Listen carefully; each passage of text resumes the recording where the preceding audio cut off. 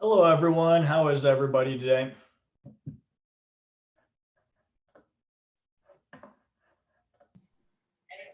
Good. Hey, Eric. Hey, Brendan. How are you, man? Good, good. You want me to teach this class after Yes. last weekend? Yes, that would be great. That way I can go grab a sandwich.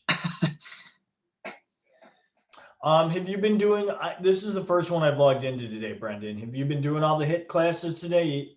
No, this is my first as well. I had a call at 10, so I missed the first session. Okay. No, I was just curious to know if, what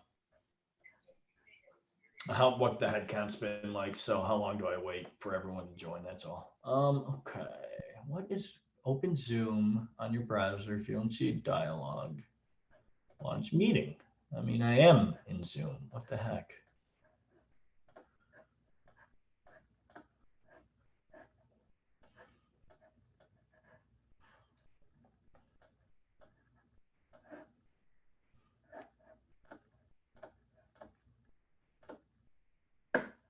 Do you see me at least? Yeah, I've got you. Okay.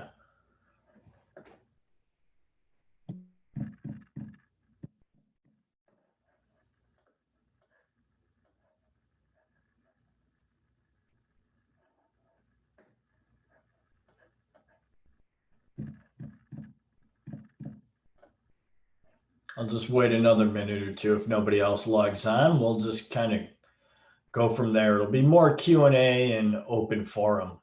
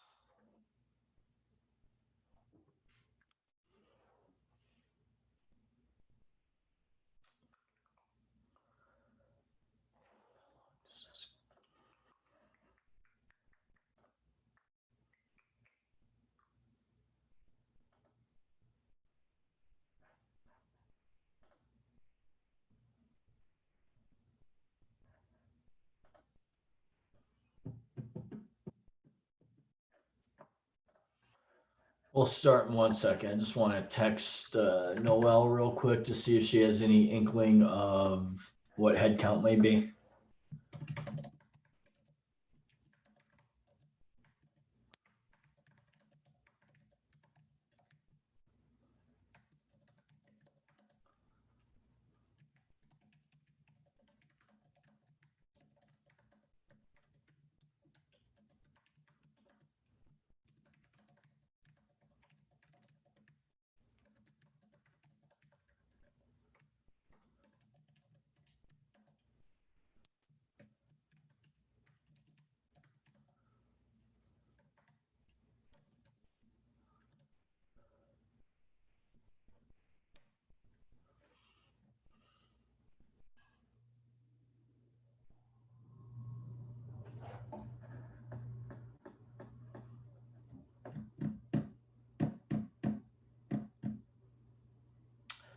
Hi, Saul, could you unmute yourself for one moment, please?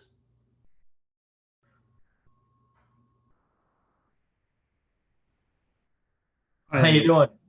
good. How are you?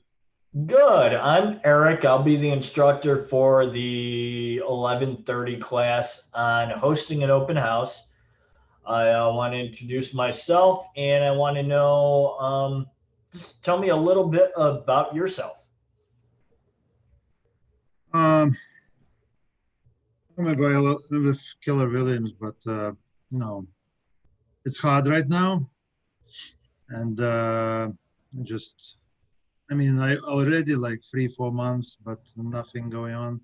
Just learning, learning, learning. No, no practice too much. But I was with Mark Minorchik. He was giving me leads on rentals, so I was lately running with rentals. But they, as I found, they're not very loyal, you know. And but also I hosted his open house once Okay. myself, so little got some experience with shadowing couple houses. So I also with Eric Marcus, and but still, you know, it's not never enough to get some new things Yeah, to. no, even high producing agents, it's never enough. That's Yeah, as I saw, you know, in these sessions, joining people who's a long time with Keller Williams, so probably, you know, just sharing experience I get. yeah, no, that's absolutely that is true. So you're brand new in the business, 3 months in? I started in August, 1st August. Okay. Yeah, Okay, yeah. So you're new into the business too, not yeah, just new. Williams. Okay, cool. Well, welcome. Yeah, what you'll learn is, yeah, and Brendan can tell you too. He's newer as well. Things can be, a little slower at the beginning, so it is really a good idea to make yourself as busy as possible, whether it's going on these trainings. And really the best way to train is to get out there in front of clients, whether they're rentals or open houses or shadowing, like sounds like you've been shadowing Mark. So that's all really good. This is one of those industries where you're going to learn as you go. There's no other way around it. We can sit on these Zoom calls and talk about stuff and learn stuff, but like at the end of the day, it's like when you're out with clients. And so I think rentals are a really good way to go ahead and do that, because one, you're going to have a learning curve, right? So when you're going to go out with a rental client, maybe you might not know an answer right off the bat, and I don't know all the Yeah, I answers agree right with off the that. We like bat. that all of this is in the budget, but yeah, it's more about like the financial. And then stuff. As long as they can keep us updated on what ultimately hold on one second. what they're gonna do with it, so. Hi there. Could you please? Hi everyone. Okay, so yeah. So somebody was, yeah. If you guys, if there's background noise, please go ahead and mute yourself. But otherwise, Okay. just it's a free forum talk, and if you're comfortable doing so, release the camera so we can all see each other and make this as virtual as possible. I think that's good. You can see my face, and I'd like to see your face, and just we can go about it like that. Nick, are you there? Yes, sir. Hey, Nick. I'm How's it Eric. going? Good, man. Give the group a quick little background about yourself. Were you on some of the earlier sessions today? How long I have was you been not. in This is my first business? one today. Cool, cool. And you're newer to Keller, or have you been around I a am. while? I'm newer. I'm probably within the past 2-3 weeks. I Oh, so started you're really new. really new. Good. Well, welcome. And have you been in the business prior, or is this your first? I was in a smaller brokerage, and I kind of just specialized in rentals. So that's Oh, why okay. I moved over to Keller to make things a little bigger for myself. Good. Yeah, that's why we're all here, right? Yep. Awesome. Well, welcome. And then there's the gentleman I can see your face. I don't know your name. How are you, sir? Shaved head. That would be me, I guess, Anthony Marzuka. Nice to meet you, Anthony. A little background on you, please. So I've been with Keller and a brand new agent for, I guess, almost 2 months now. Oh, welcome, welcome, welcome. Yeah, have you been going on a lot of these trainings when they're available? Yeah, I did the Realtor 101. I did the open house this morning with Liz Jones. Done as many as I've been able to so far. So Great. What was Liz's class pertaining to? I was setting up for open houses. Okay, setting up for open. Okay. All right. So this one is hosting open houses. It all kind of runs, and I may repeat some of the stuff you've already heard, but like so much other things in this business, everybody does have their own way of hosting an open house. What Liz might be doing might be a little different than what I'm doing, but at the end of the day, the goal is the same. The goal is to represent the seller at the highest level. We know that there's such a very small percentage of people who go through an open house who actually end up making an offer and buying the house. But still, for me, when I do my hour and a half, 2 hours of an open house, my first goal is always everyone who comes into the door, I'm doing everything I can on my seller's behalf to sell that home. When I find out and it's obvious that these people are not going to be the people that end up purchasing that particular home, I turn the switch, put on my different hat, and then I put on my buyer agent hat. I am then switching over and making sure that I am selling my services to them. So when they are out looking for a home, they're using me if they're unrepresented. And you're going to find out by hosting a lot of open houses, a lot of people are unrepresented when they come into homes. I think open houses are a great way to find good leads because at some level, we know that they are interested in real estate. They wouldn't be taking time out of their day to pop in, even if they're just eating ice cream, walking their dog down the street. There's a good chance in the next, 6, 12 months, maybe 3 years, whatever it is, there's somebody who's interested in real estate. They live somewhere. They're not going to live there forever, most likely. So that's how I go about it. When I host an open house, and so it's funny, Brendan, who's on this call here, he actually shadowed me this past weekend when I was doing 2 different open houses. One was a 2-bedroom condo in Lakeview, and the other was a very high-end single-family home in Lakeview. Different sorts of homes, different price points, different sorts of buyers that walk into the home. But the objective really didn't change. Brendan did really, from one open house to the other, did anything really change? We were doing the same thing at both open houses, right? Yeah, So, I would agree. yeah, absolutely. So, I mean, really, don't get hung up on whatever price point you're at. You're there to meet those people where they are. So, Eric, first maybe, things, oh, sorry. Eric, yeah, maybe go on. one good point is, I think you kind of made it, is someone who's looking at a $1.5 million house is probably not a first-time home buyer. So might be looking at different things, kind of a different approach as Yeah. far as, how aggressive you are or things like that. Yeah. And thank you for bringing that up. So when Brendan and I were doing that open house the other day, we did one. It was like a $370,000 condo, and then the other was over $1 million. Two different kinds of buyers are going to walk into that home. So lots of times for the condos, the 2-bedroom condo in the city, there's a good chance you're going to get a first-time home buyer. They have nothing to sell. They're currently on a lease, and they might not have a real estate agent yet. More likely than not, at that price point, they likely don't have any affiliation with a realtor. They've never used a realtor previously in their life. So I usually have my radar up for that. When they walk into the open house, the first thing I always have them do, I greet them, I tell them my name, I ask them theirs, and then I have them sign in. Usually I have the sign-in sheet in a place that's next to me, and I'm usually camped out in the kitchen.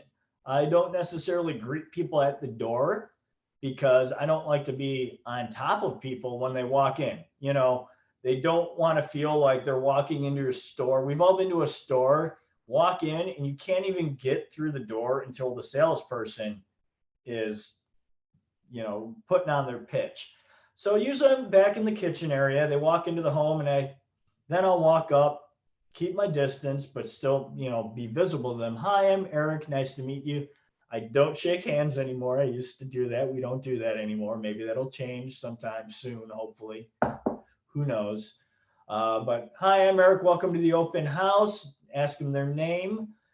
Please, before you get started, come in and sign in. And I kind of escort them casually to my sign-in sheet, have them sign in, and then I give them a quick elevator pitch. This is a 4-bedroom home, 2.5 bath, listed at $650,000. If you have any questions, please let me know. But please feel at home and feel comfortable to walk around. I'll be right here if you have any questions. But usually I'm not right there. I usually do kind of follow them around casually, but I do read the person. If the person seems very talkative and they want to engage in conversation, then I will be very close and tied to them. If that person is very quiet, and I'll know after they've gone through 2 or 3 rooms, if I can tell that they don't really want to have a relationship with me at that moment, I really do back off. And then I, for lack of a better term, I retreat back to my home base, which is the sign-in sheet where my computer is, where I'm doing work in between. And I always kind of feel the room, feel the personalities, and then I support them in however I need to. If they really want a lot of detail, I'm ready and I'm prepared. Before I go into an open house, if it's not my own listing, because if it is my own listing, I'm going to know that listing inside and out. If I am fortunate enough to sit another agent's open house, because I like to do that, and that's where I find leads, I will do my homework the night before or a few hours before the open house, so I can be as prepared as possible walking into the open house. So lots of times people don't even realize that my name is not the name that was on the for sale sign outside the home. Lots of times people think I'm the listing agent, and they should think you're the listing agent too, because you can talk to them at such a high level, and you know so much about the home, know so much about the neighborhood and the amenities that surround the home. So I think that's really important. You need to come into an open house as if it is a job interview. Whenever I'm hosting an open house, I am looking at it like a job interview. They may want to buy a house. They may be looking to buy a new house and sell their current house. And I want to make sure that the impression that I'm giving off to the people who walk through the door, they trust that I know what I'm talking about. They understand that I take my job very seriously, that I'm very professional. I'm always wearing a suit. If I'm not wearing a suit, at the very least, I'm wearing a sport coat and, playing the role. I'm not there in jeans and gym shoes and flip-flops and I'm not sitting on the furniture, whether it's real or staged, on my phone playing games. I am not reading a book, not on Facebook. I'm literally standing for an hour and a half to 2 hours because I have higher energy when I stand. You wouldn't walk into a store and really trust a salesperson who's sitting there on their phone, sitting down. So I keep my energy up, and I feel I keep the vibe of the open house a little more up when I'm standing. And so that's what I can say about how I generate a vibe at an open house. I do my best.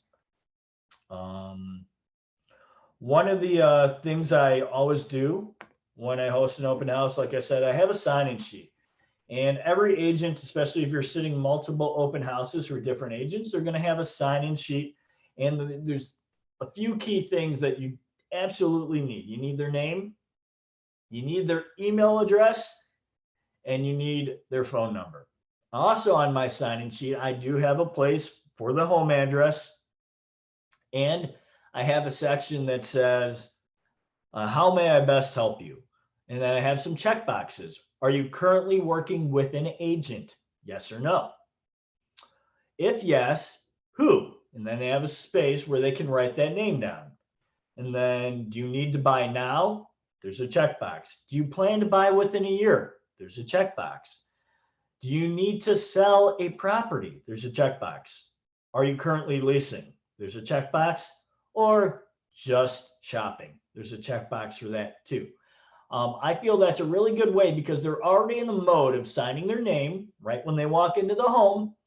And without me having to bombard them with 20 questions verbally, they go straight into those little check boxes and they're giving me information that I would naturally just ask them anyway. And so more often than not, they're going to check one of those boxes. And then they're done signing in, they're starting their tour, and I'm kind of staying at their hip or standing back a little, but I'm in earshot and I just get conversational. If they checked the checkbox that says they're currently leasing, I'm like, I can say something like, oh, so you're currently leasing. So this would most likely be a first-time home purchase for you. They'll most likely say yes. I'll say, that's really exciting. Where have you been looking? Are you going to other open houses today? And you just get them talking. You get them to talk about real estate. You gauge their level of interest and how far along in the game they truly are as far as their home search goes. Sometimes if they're just going to click just shopping, and they're just like a neighbor. Oh, I live down the street. I've lived there 20 years. I'm not moving anytime soon. I'm just getting ideas. Yeah, they may say that, but at some level, in the back of their mind, they may be thinking about selling their home. And I may take that opportunity to be like, look, my open house is, I'm out of here at 2:00. Are you going to be home around 2:00? And depending on what their answer is, if they say yes, I'll go, well, if you wouldn't mind, I can just swing by if you're comfortable with that. Now, right now, people aren't that comfortable with it. It's COVID. But some people may say yes. And that way you can casually, it's not even an appointment then. You're going in as a consultant to do a pop-in. And depending on the rapport that you have with those people that walked into the home, they may invite you into their home. That's happened plenty of times. Sometimes you gauge that they don't really want to sell. They're just interested in looking at their neighbors' houses. But other times they are. And then you already set up a rapport with them by, just being a neighborhood expert and being friendly with them. They wouldn't invite you into their home if they didn't think you were a trustworthy, friendly person at some level, right? They probably wouldn't let every real estate agent they ever meet into their home. But if you give off a nice vibe at the open house, they're probably going to do that if you ask them kindly. Another thing with the sign-in sheet, like I said, get their name, their email, their phone number. Sometimes people just will not sign in. Well, why do I have to do that? And then you'll say, because representing my sellers on their behalf, it's really important that we know who's coming in and out of the house. Kindly, at the very least, at least put your name down. All right. They'll put their name down, and then, you know, don't push them too hard. If for whatever reason they're not giving you a good vibe, like they're not there for real estate purposes, they're not there because they're a curious neighbor and they just want to see the house. If you really feel like there's a safety issue, I mean, you know, trust your gut and, you know, just kind of just play it safe and don't offend people, but, you know, kind of just do what's in the best interest of your sellers and yourself and your own safety. But the point is, get as much information as you can at the sign in, but don't like bombard them if they won't fill every single little piece out. I tried to do that early on in my career and like tried to make it overly important that they give me their home address. And that's pretty personal stuff to a lot of people, and they don't want to give it. I'm not gonna beat them down if they don't give me that, you know. So that is the beginning of an open house. And as you're going through the house, you just want to point out a lot of you're gonna give them your elevator pitch: 4-bedroom, 2-car garage, 2.5 bath, finished basement, all that stuff. You're gonna give them. You'll rattle that off. But lots of homes, and not just expensive price points, they have unique features in the home. They could be with another real estate agent, and that real estate agent wouldn't know about those unique features. Sometimes first-time home buyers don't even know what certain features are that are common in homes. For instance, lots of times in the city, if you have a duplex down, it's 2-story, we'll call it middle income property, $400,000 to $500,000, 2-story condo. The basement unit, lots of times, is going to have what they call radiant heating. That means there's pipes underneath the flooring, underneath the carpet, underneath the floorboards that's pumping hot water. So when you walk around barefoot in the winter in Chicago in that basement, your feet stay nice and toasty. I can't tell you how many times I have told that to first-time home buyers. And I'll say there's radiant heating below your feet. They'll look at me like with deer in headlights. And I'm like, and the radiant heating, then I'll explain to them what it is. And so you're adding value right off the bat that sometimes their agent wouldn't pick up on. So you want to make sure you know what the features are that make that house unique. Because they may have went into a lot of different condos that day that look exactly the same, but it wouldn't necessarily have that. Or if there's a name brand, that's a Sub-Zero fridge, that's a Wolf fridge, 6-burner, double oven, stuff that, you know, people may see 5 or 6 houses that day, but you may be the end, they may be fatigued, and they're not really noticing stuff that's right in front of their eyes. So you kind of have to be a broken record because you're going to have, you know, multiple groups come through the open house, and you need to expect them not to see all the great, wonderful things you already know about the house. So that's kind of, you know, that's the gist of how I do an open house. It's not rocket science. Nothing in residential real estate or any real estate really is rocket science. A lot of it is common sense, and it's born through repetition. I would like to open it up now. I know everyone here is pretty new. If we could open it up and maybe turn the video cameras back on, and let's make this for the last 15 minutes open forum. If there's any questions that you have, fire them away and we'll go from there. I put a couple questions in the chat. One was if you had a template for the sign-in sheet, and then I was just curious, like if someone comes in and steals some jewelry, is the agent liable for that? So the agent, you know what, that is a managing broker question that I probably should know the answer to, and I don't know fully, but that's a good question. Probably somewhere in the, I'd have to look through the listing agreement, through the fine print. I'm not going to tell you I know that answer. I've never had, knock on wood, That's never happened to me, but I know it's happened to other people, and I don't know. So when you find that answer out, let me know. I should, at some level, the brokerage may be liable, but I would think somewhere in the listing agreement, somewhere in the bylaws, that it says something that, that you're not. And another thing about homes now, the listing presentation and right before you go live, if it's very obvious that your seller has some valuables lying around, make sure that they know that, remind them that, strangers are going to be walking through their house, because sometimes they don't remember, just because there's certain piece of jewelry is just always sitting there right there on their dresser top.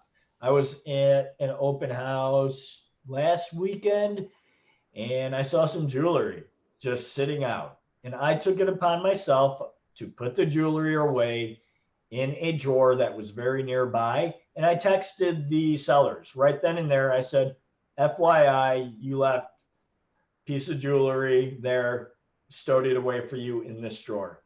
And they said, thank you. Oh, that's cheap stuff anyway. Well, yeah, it's still, they can still steal it. And what's cheap to you, Mr. Seller, might not be.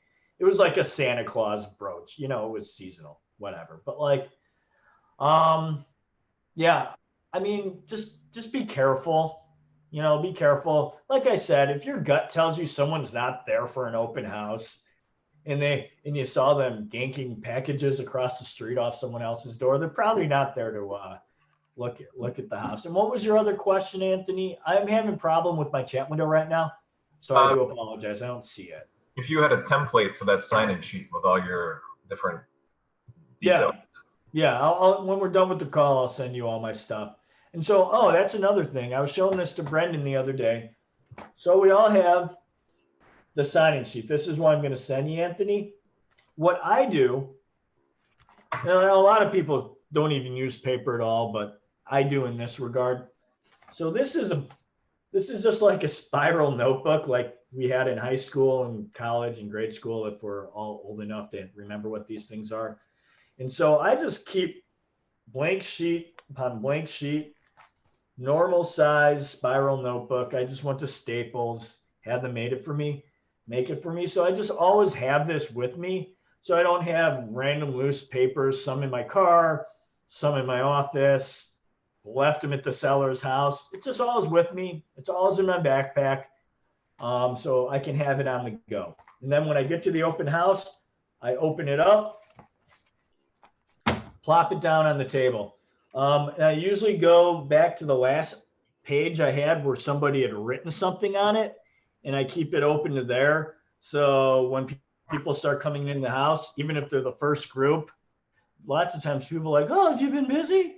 I'm like, yeah, we actually, we've just had 2 groups come in through, and they see other people's writing on the sheet. So, if it's a hot property and these happen to be, the 1 out of 10 attendees that actually buy a house from an open house, they may have a little more urgency, pie in the sky, but every little advantage we have can help.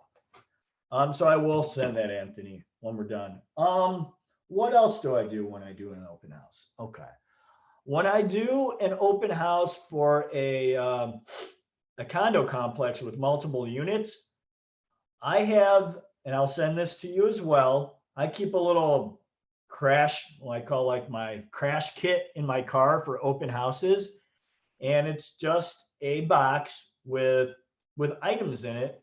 One of the items says, welcome to the open house, dial, and then I have my cell phone number, dial this number for entrance or hit the buzzer. Because sometimes in condo buildings, if there's not a doorman, people have a hard time sometimes knowing which buzzer to buzz. Sometimes the homeowners might just not have their name or their number on the buzzer unit. You never know. So I just make that. It's also more of a warm entrance for them.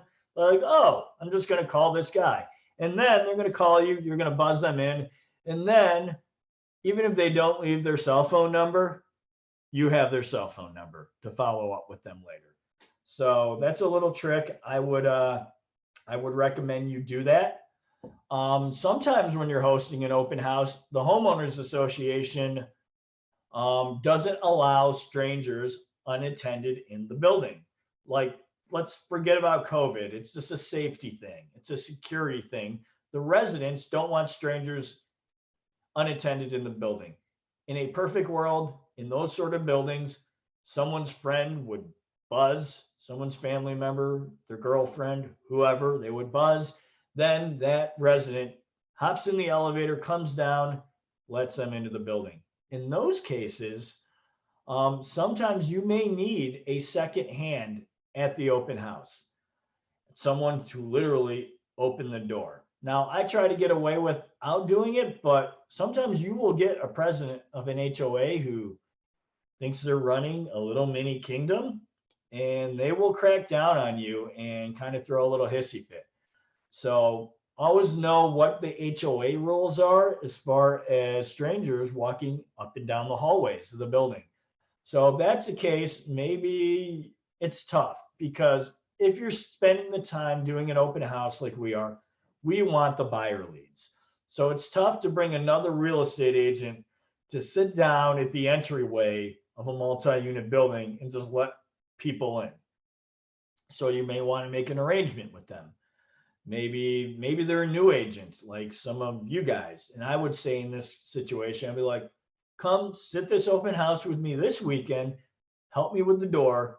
And then next weekend, you can sit all yourself and see if you can bring someone to attend. Lots of times in those cases, you should just call the president of the HOA, see if you can work something out. If they won't, I don't know, bring your significant other who might be free for an hour and a half. Bring a friend, take them out to lunch and beers afterwards, whatever you need to do to make sure people get into the building without breaking the HOA rules. It doesn't happen all that often, but just be cognizant of that. If it's your listing, you're going to know ahead of time anyway, most likely. Or if you're doing someone else's open house, they'll tell you. So that's that. Any other questions? Saul, Nick, Brendan, any questions? Yeah. Say you're doing an open house for someone else, you're just sitting in for it.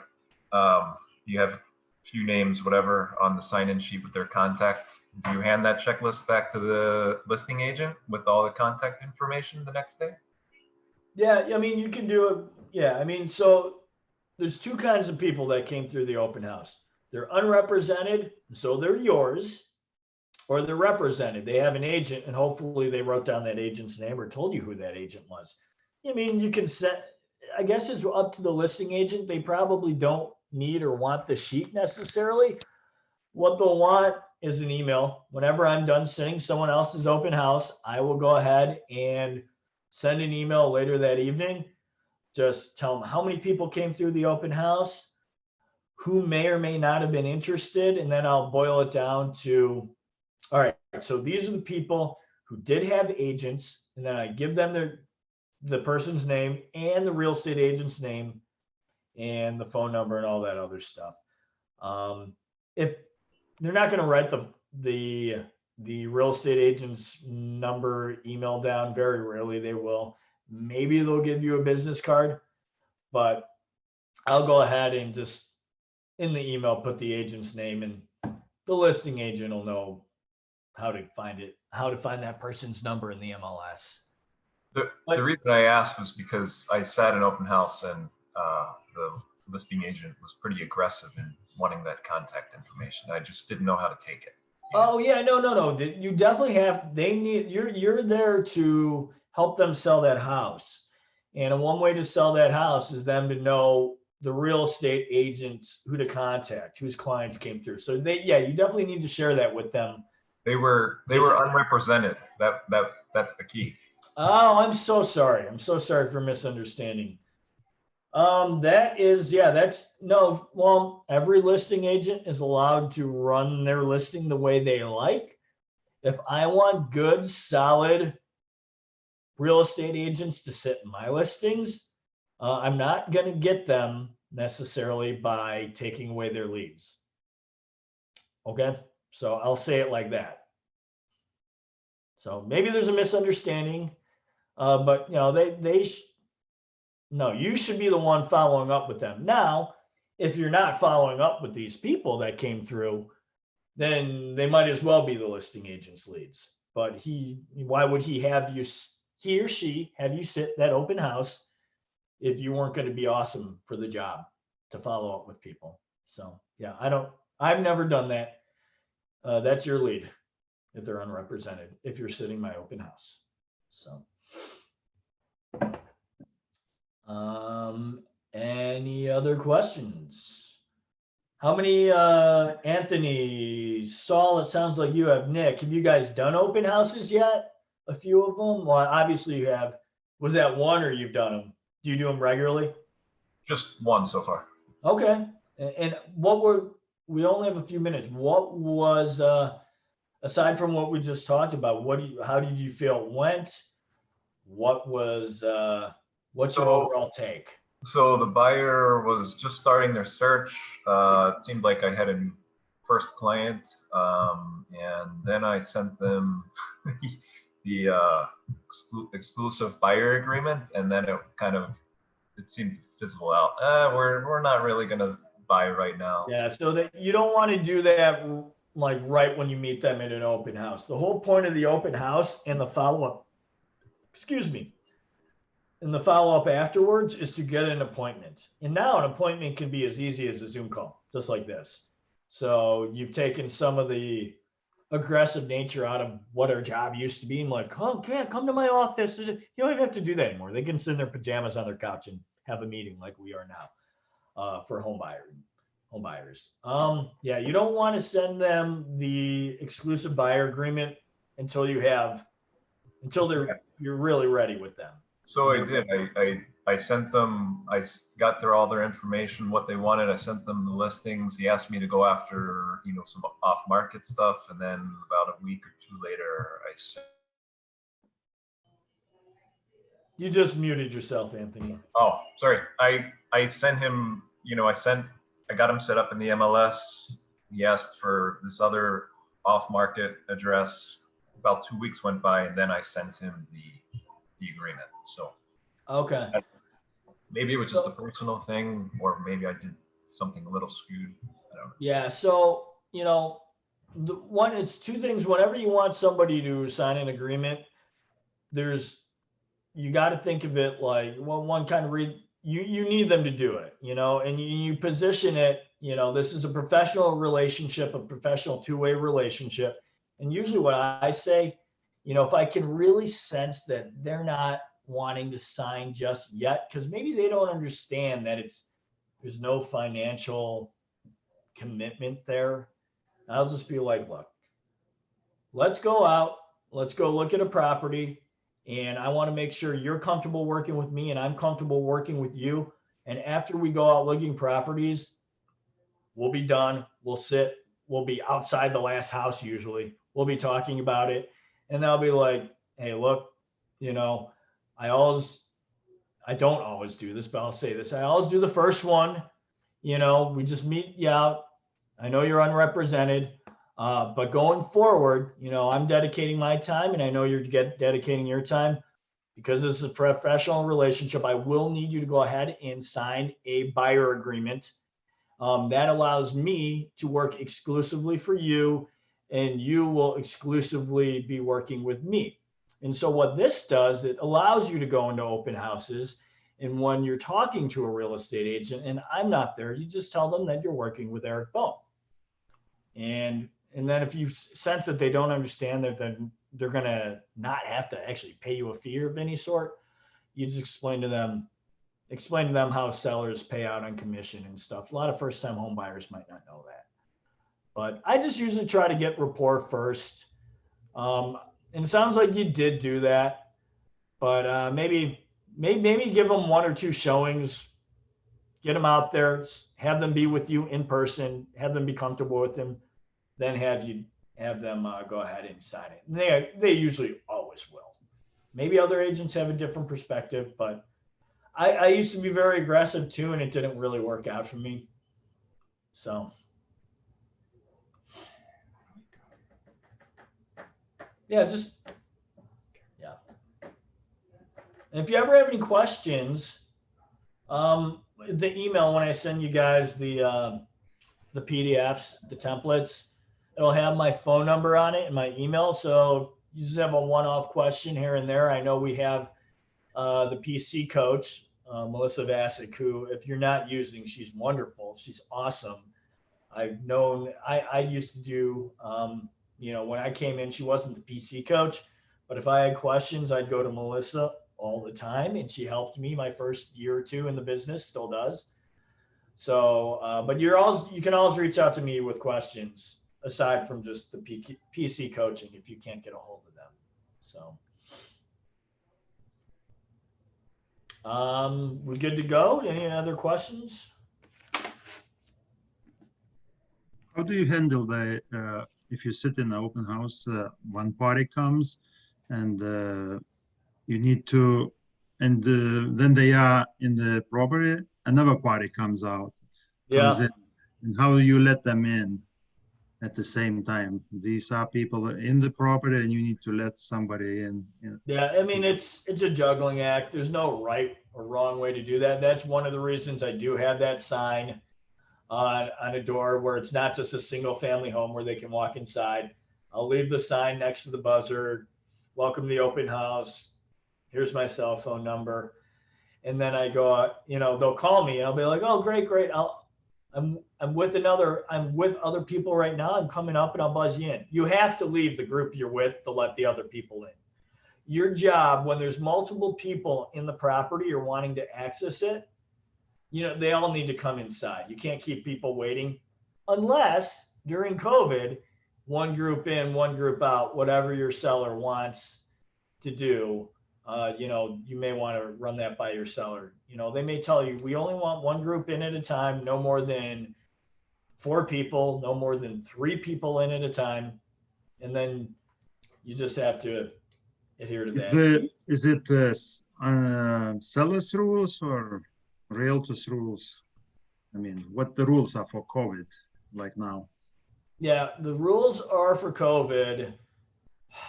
I don't know, and I should know. I don't think you can have more than, is it 10 people in a home? But you're never going to have that many anyway. Yeah. I would run that by the managing broker. I don't know what all the rules are.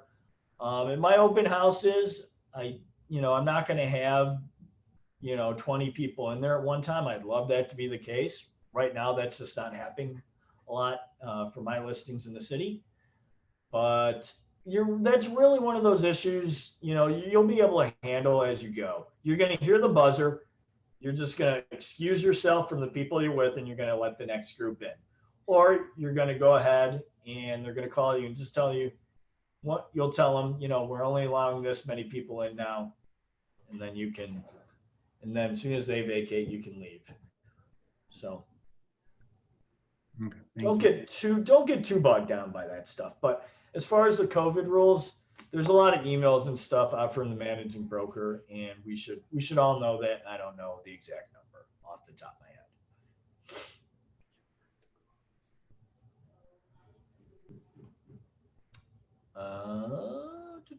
head. And follow up. You spend an hour and a half, 2 hours doing this stuff. You want to make sure that you're following up, or else your 2 hours spent was for naught. So I always make sure when I'm done with the open house, I'll send them a thank you note if they left their home address. All right, because they love getting a thank you note. People never get them anymore. So I make sure I'm sending the thank you note, and I'm following up with them. I'm calling them that Monday, maybe that Tuesday, and just reacquainting myself, reminding them that we met at that open house, and see where the relationship goes. We are out of time. It's 12:15, and now we're on to the next HIIT session with, I believe, maybe Tom is training it. I'm not quite sure. Yep, I'm on this one. All right, Tom. Thank you guys for sticking with me, and Tom, take it away, and I'll even listen in for a little bit. Oh, perfect. All right. Well, welcome, everybody. How's everybody doing today? Good. Wonderful. I'm going to kind of make this like an open forum on this one. I didn't get a whole lot of direction as far as what to cover. It looks like I'm covering convert to close. So first want to kind of open it up to see if there's any questions that anybody wants to have covered in this.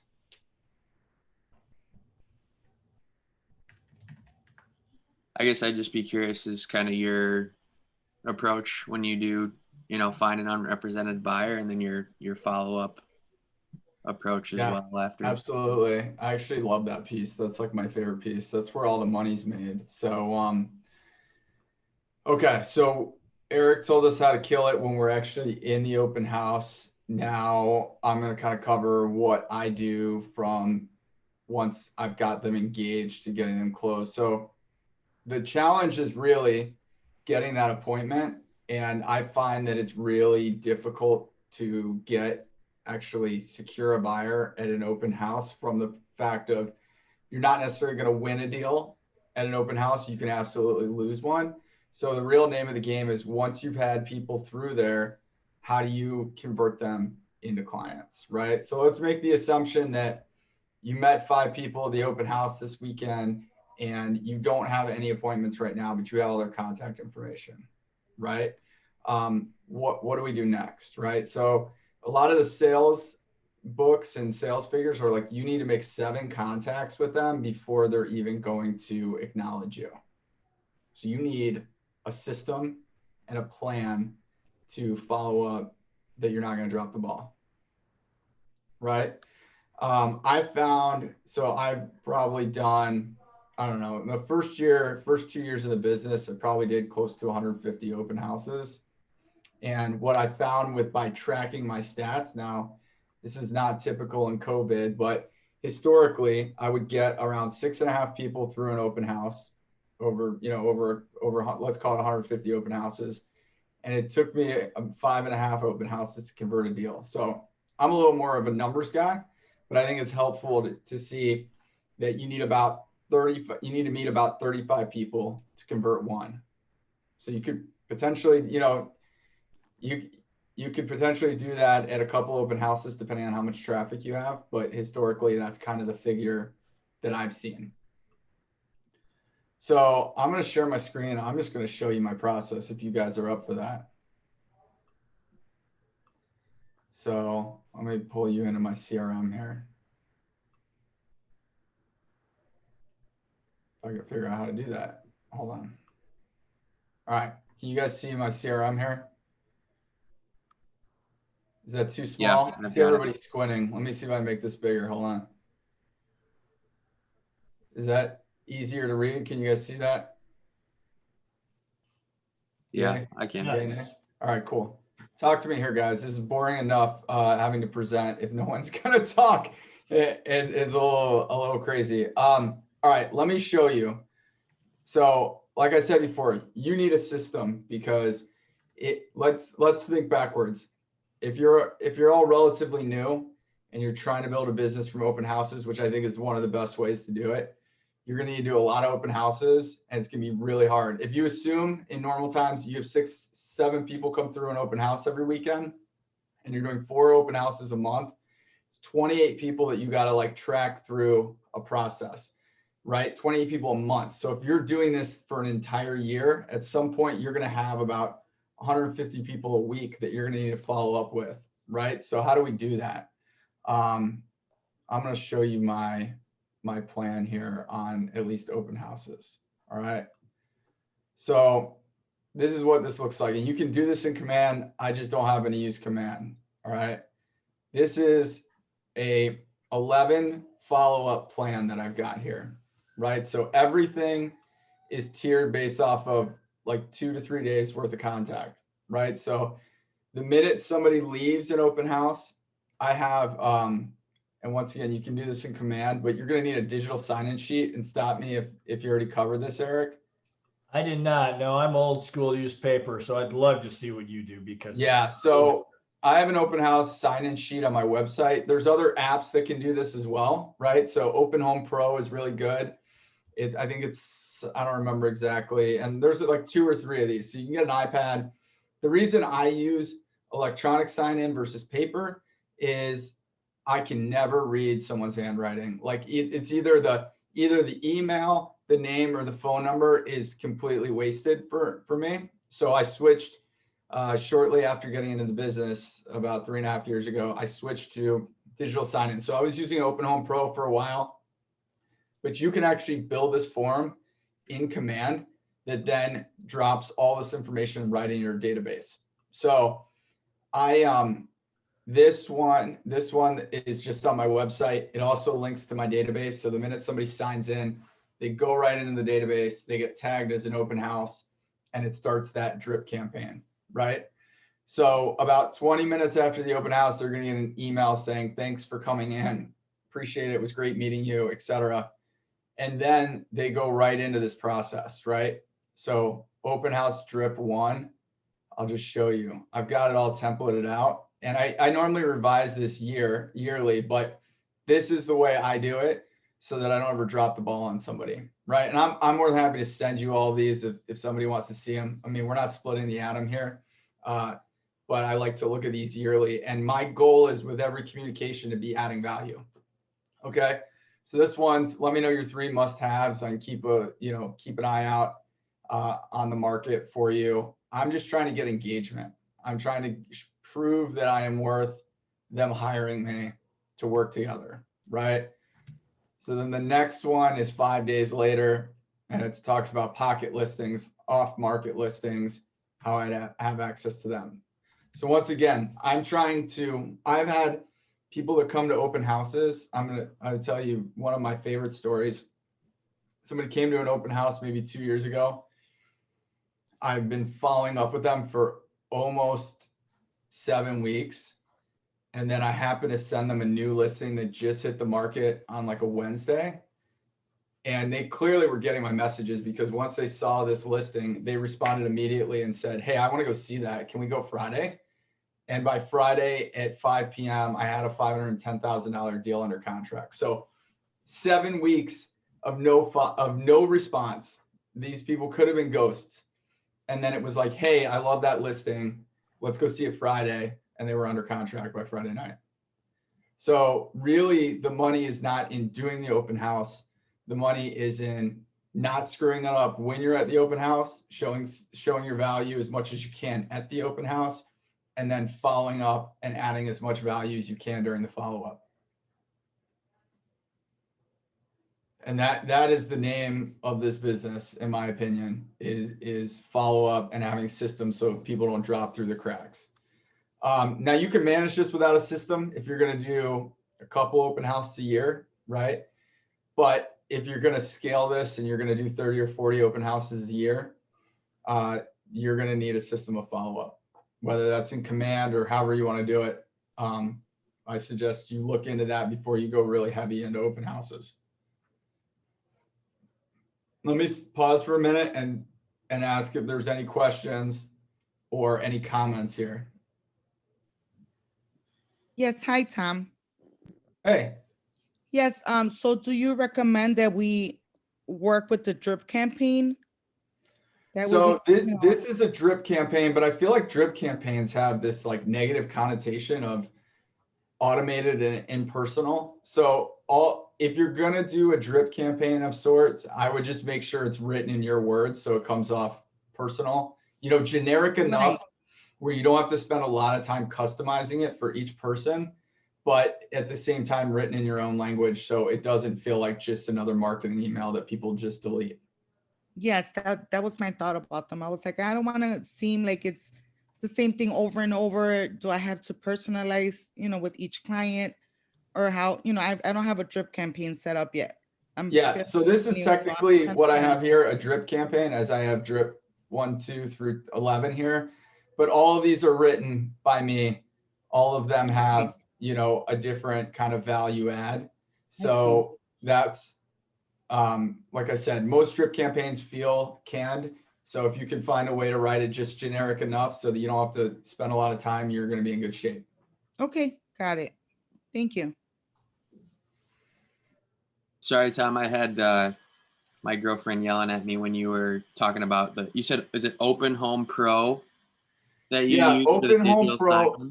Go ahead. Sorry about that. Go ahead. No, so you just have like your iPad or a laptop set up, and that's just that you use a digital sign-in.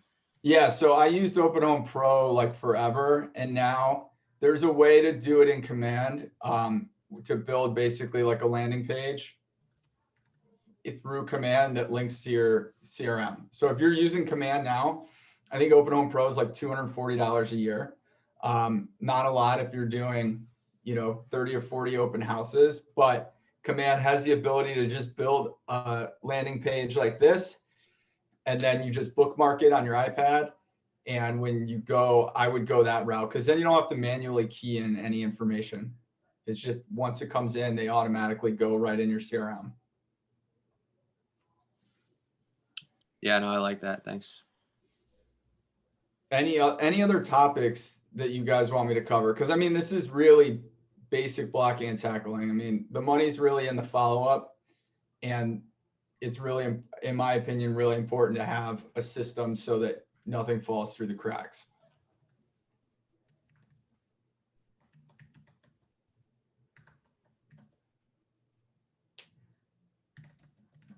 What else do you guys want to talk about here? Because like I said, I'm not going to take up all your time, but I want to make sure you get the most value out of this.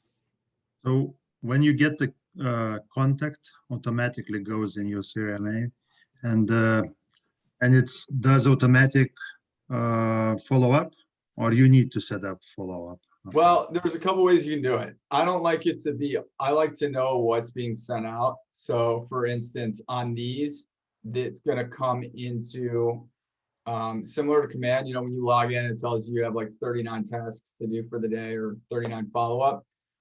This flags it to come in there, and then I individually look at it and maybe tweak it a little bit if I think it makes sense, but I like to know what's going out. So I don't set these up to automatically send. They just, once they come up due, they show up in my to-do list in Command, well, in this case, in my CRM.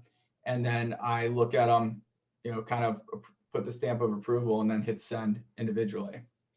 Oh, so you do manual, all right. Yeah, so it's like a combination of all, the whole template is built, so it comes in there as a to-do and the template's there, and then I decide whether I want to customize it, or if I met them and they said something interesting and I took notes down that went in their file, maybe I'll add something to the template, like, hey, you mentioned your son was in the football playoffs. How did the game go? So I like to look at everything, and if I can add a little more personal touch to it, I do that. And you said one customer after 7 weeks responded. Do you have some period of time when you quit on following? Yeah, so I'd have to go through all of these. This is about 12 weeks of follow-up. It's about I thought it was every 3 days, but it looks like it's about once a week on these. So I follow up for 3 months. What I've found is that most people that are coming to open houses, the reason they've come without a broker is because they are not ready yet. They're maybe 2 to 6 months away from buying.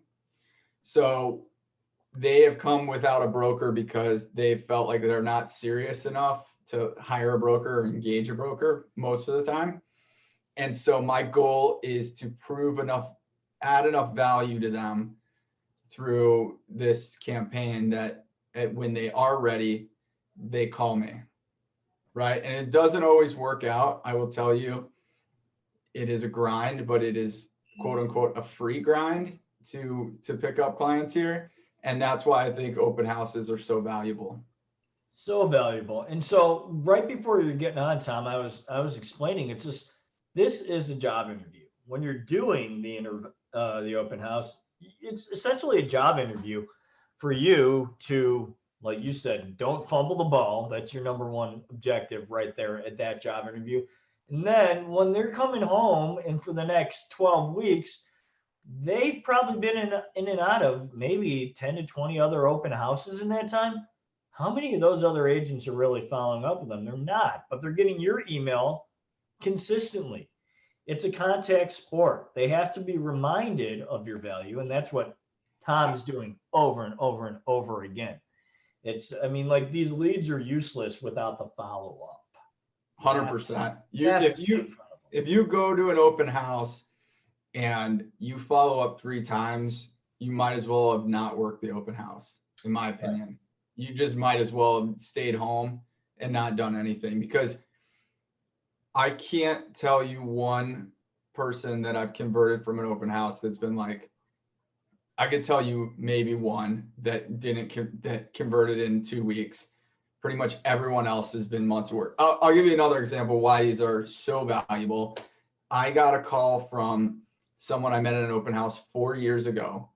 I got a call from them in October saying, hey, and all I did was check in. It was like a COVID check-in. So you'll see at the bottom here, once I go through this 11 drips, 11 touches, they go to a dead leads bucket in my CRM. And that means I follow up with them twice a year. All right. So they're either gonna get a personal phone call or a personal email from me twice a year, right? They're also gonna get all my emails that go out twice a month. So anyway, I met this guy 4 years ago, and in October, I send out, hey man, just want to make sure you're doing okay during COVID. You know, if you or your family need anything, I'm here to support you personally or professionally. And he writes back, hey, I got this townhome in Lincoln Park that I'm thinking of selling. Can you come over this week and take a look? And now I'm getting ready to sign a listing agreement in January for a $650,000 listing from someone I met at an open house 4 years ago. So it's not just what's going to happen today, but you're really doing open houses for 3 months to like 3 years down the road. It's a feeder system for building your business. Absolutely.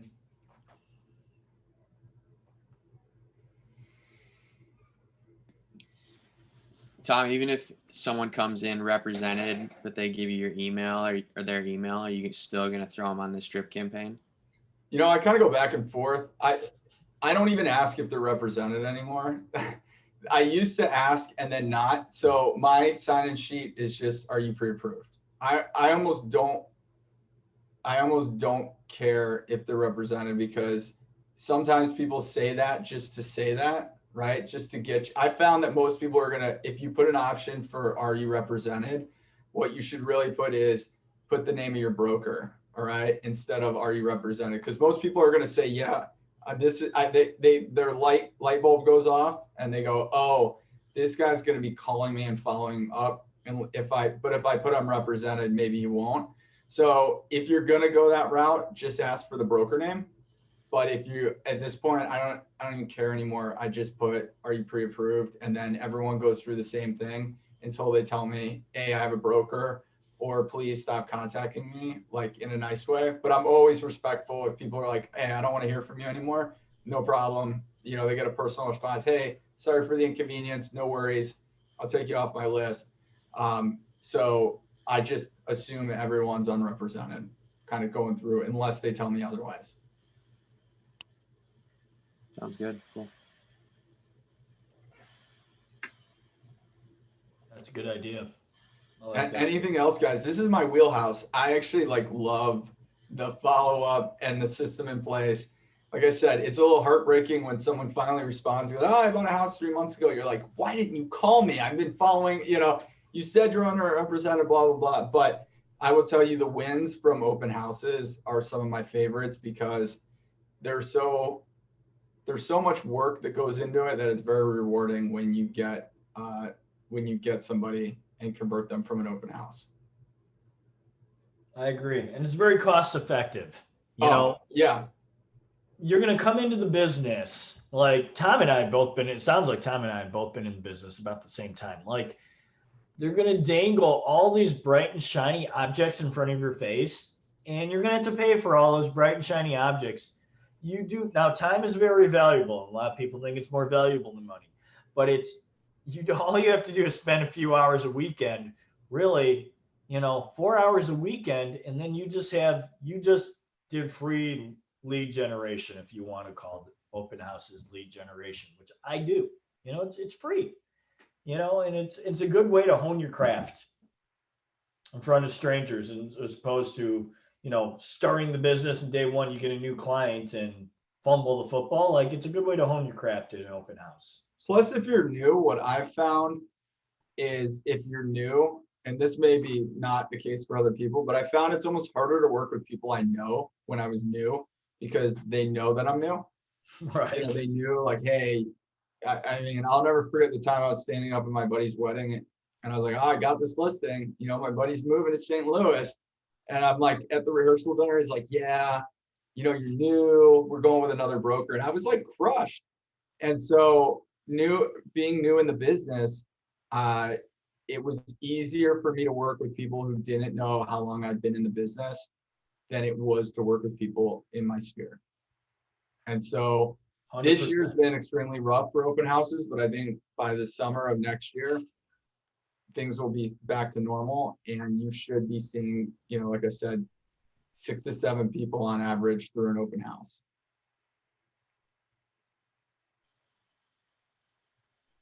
That's funny. I'm new. I'm month 2 here, but I just had 2 good friends of ours that live right by us rip my heart out on Monday when they said that they were going to use someone else and they're going to buy a place this spring.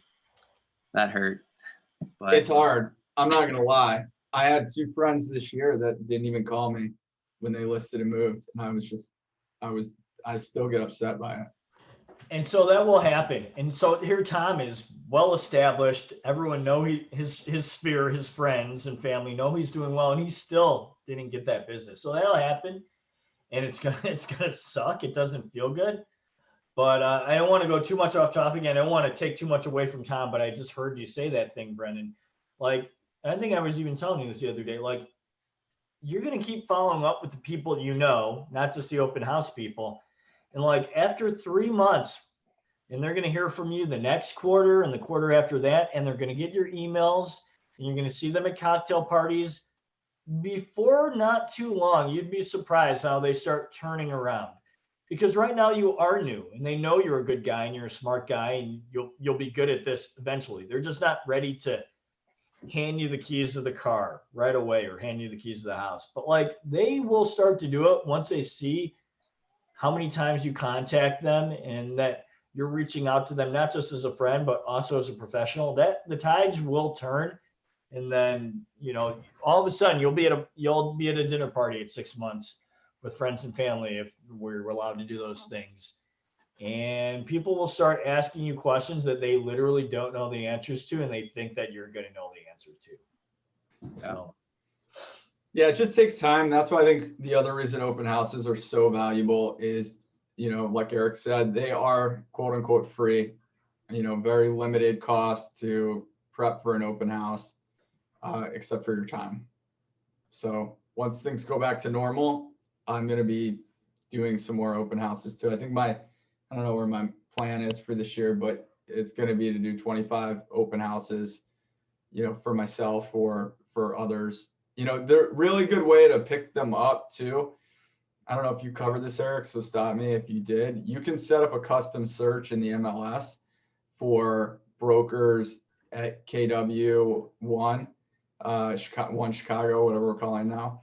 And every Monday, well, I have it set up now where it's in my neighborhood, and every Monday it sends me a notice of every listing for KW1 Chicago.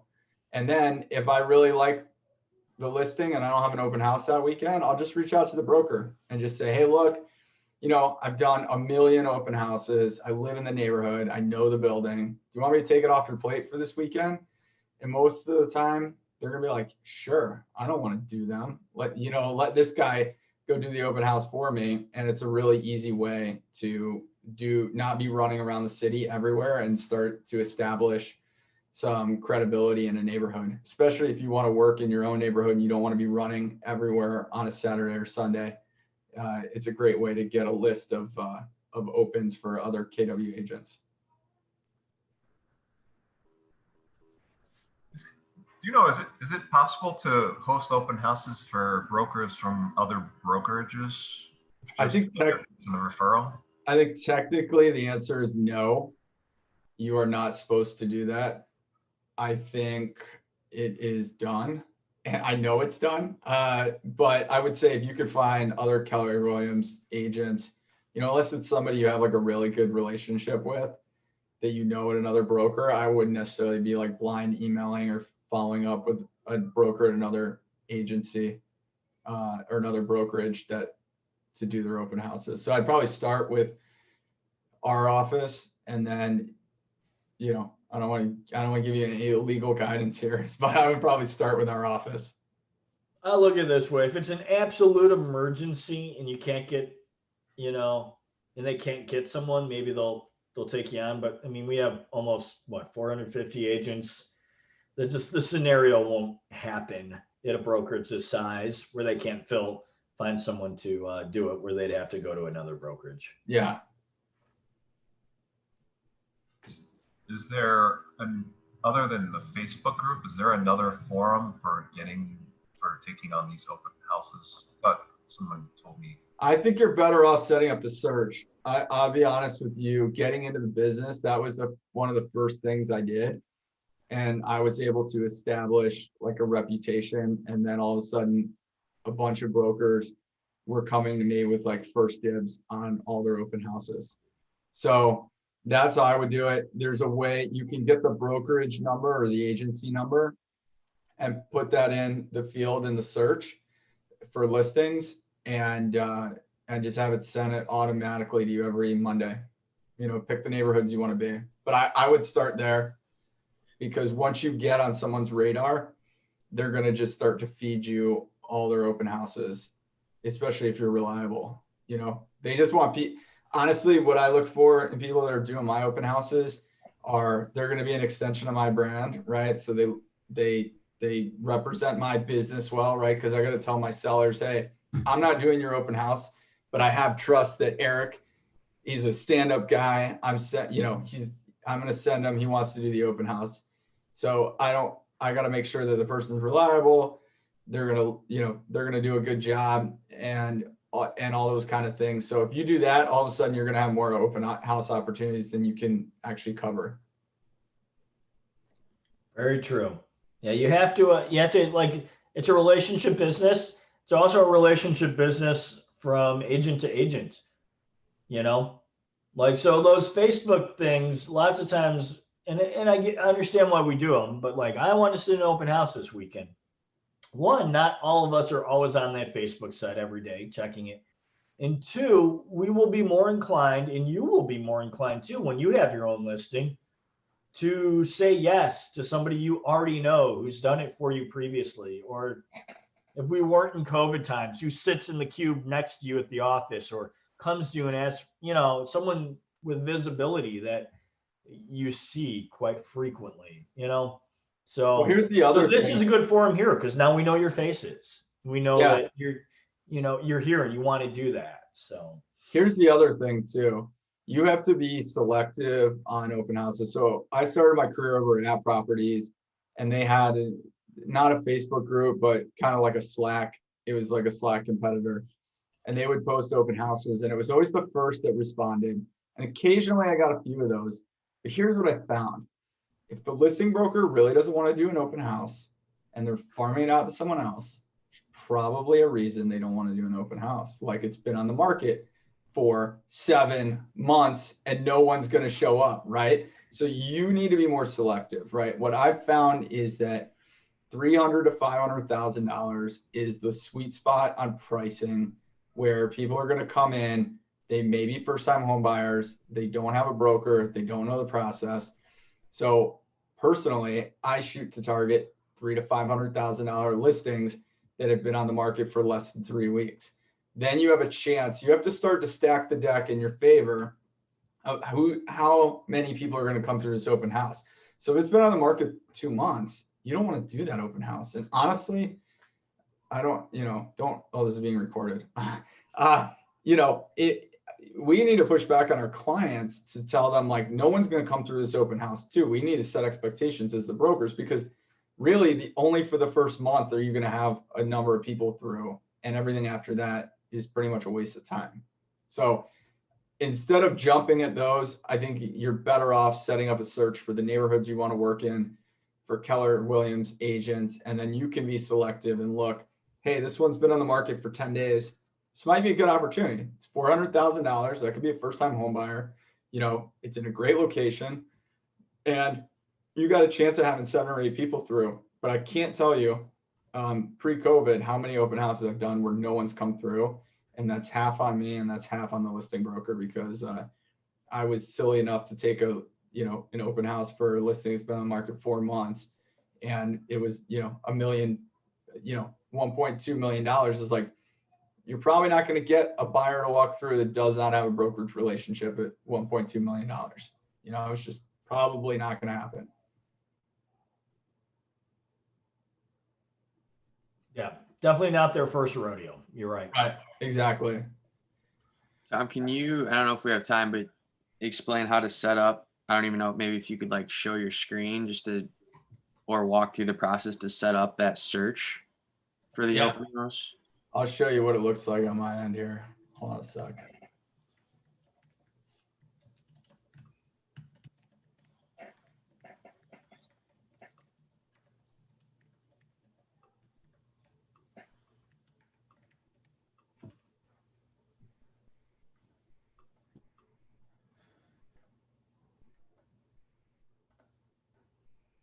I may actually need to change it because we changed I think our broker number changed, didn't it? It did. It's give me a second. Do you have it? Because if you have it, I'll I just do. update my search here. Let I me just do. see. It's 1153. Hold on. Let's see. South Loop open house opportunity. So this is the one I have. All right. Let me just do how do I change it? Edit filters. So it's there as well. All right. So what did you say the office number is? 1153.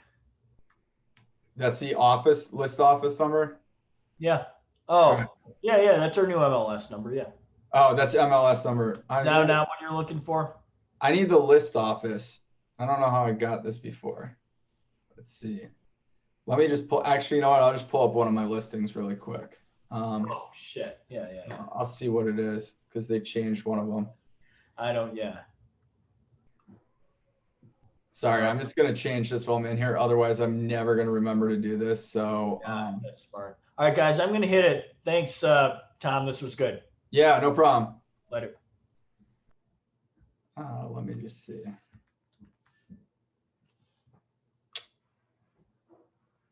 Hold on. Sorry, guys. I just want to do this while I'm in here. Otherwise, I'm going to forget this for like 6 months and be like, why am I not getting any emails? And I'll show you what the search looks like.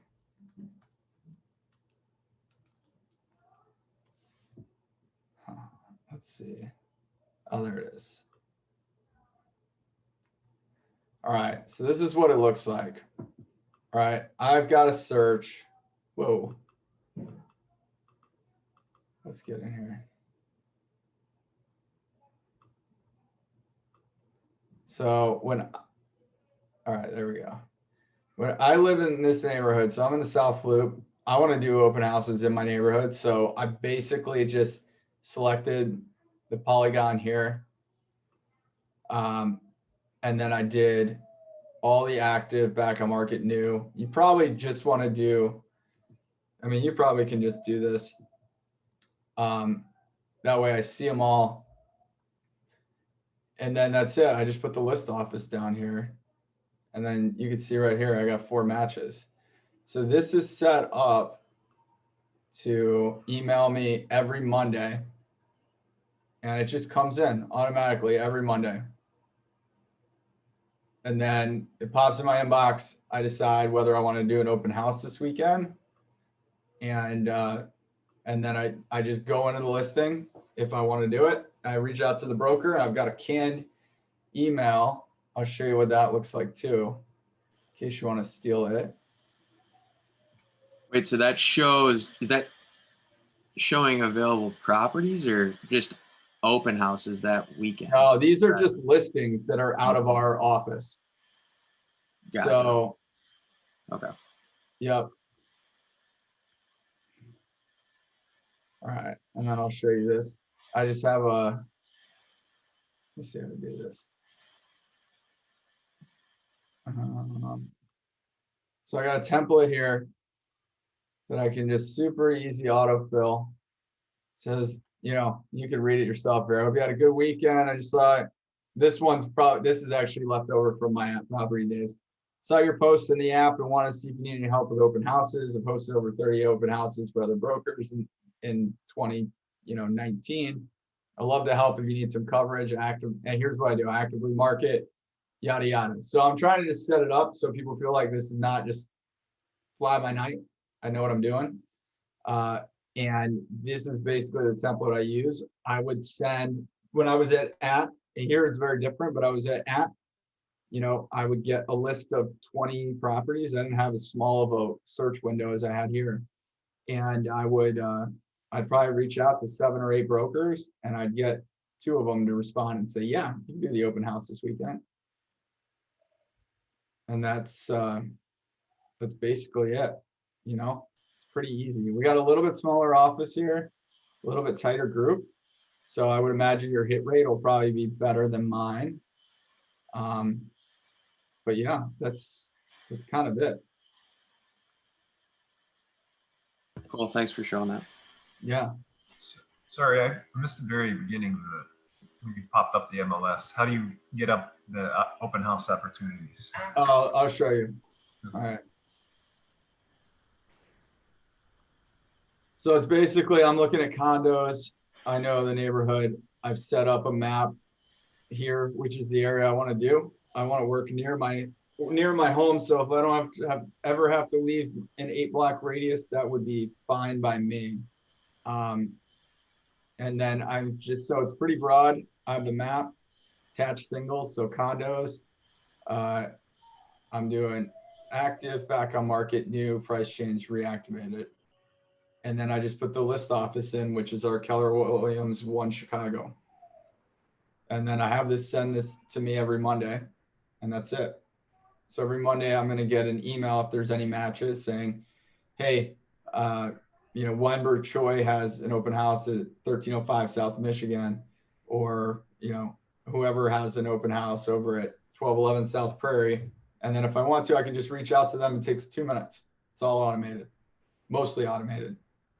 But it's a good reminder of like, hey, do I have an open house this weekend? Do I want to work an open house with this weekend? If I do, here are the ones that are available. So obviously you're going to want to tailor this to the neighborhoods you want to work. And if you need more opportunities, you're going to want a bigger area. But you know, what I found as a new agent is I was running all over the city on a Saturday. You know, I live in the South Loop, and although I don't mind going to Old Irving, if I can get an open house 2 minutes for me versus 25 minutes for me, that's going to be a win, right?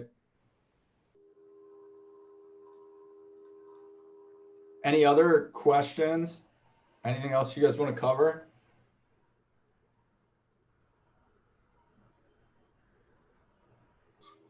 I have a question. What's up? How would you feel about having a new agent who has never hosted an open house for you? How would you feel about that? Because we're very new, and I know in your email you state that you've done 30 other showings, open houses, etc. But what if you've never done one before? How would you feel about giving a new agent that opportunity? I mean, I would be open to it. I mean, I think there's other aspects that you could probably use in your favor to pitch yourself. You know, at the end of the day, like I said, the biggest thing for brokers is you're going to be reliable. You're going to give me as much feedback as you can. You're going to make me look good in front of my clients. You're not going to do something that's going to make me look bad, right? Those are kind of the big things. So I'm not opposed to it. I mean, we're not, like I said, we're not splitting the atom here. I mean, this is pretty basic stuff. So I wouldn't have an issue with it, but I might want to coach or at least give you some guidance on how I would prepare. Okay, yes, because I'm looking into it, but I've never done one before. And that's exactly what you're saying. That's exactly what I would do. And probably a little bit more because I really, you know, I love my career. But yes, I just wanted to know what was your insight on that. Yeah, I mean, I'm open to it. I don't want to spend every weekend working, but like I said, next year I'm planning on doing in my business plan, it's 25 open houses. And I know historically, over the last couple, I'll show you this if I can pull it up. Because I used to track this, but I'll show you what it looks like, just so I can prove to you that I'm not a liar. If I kept this document, let me see.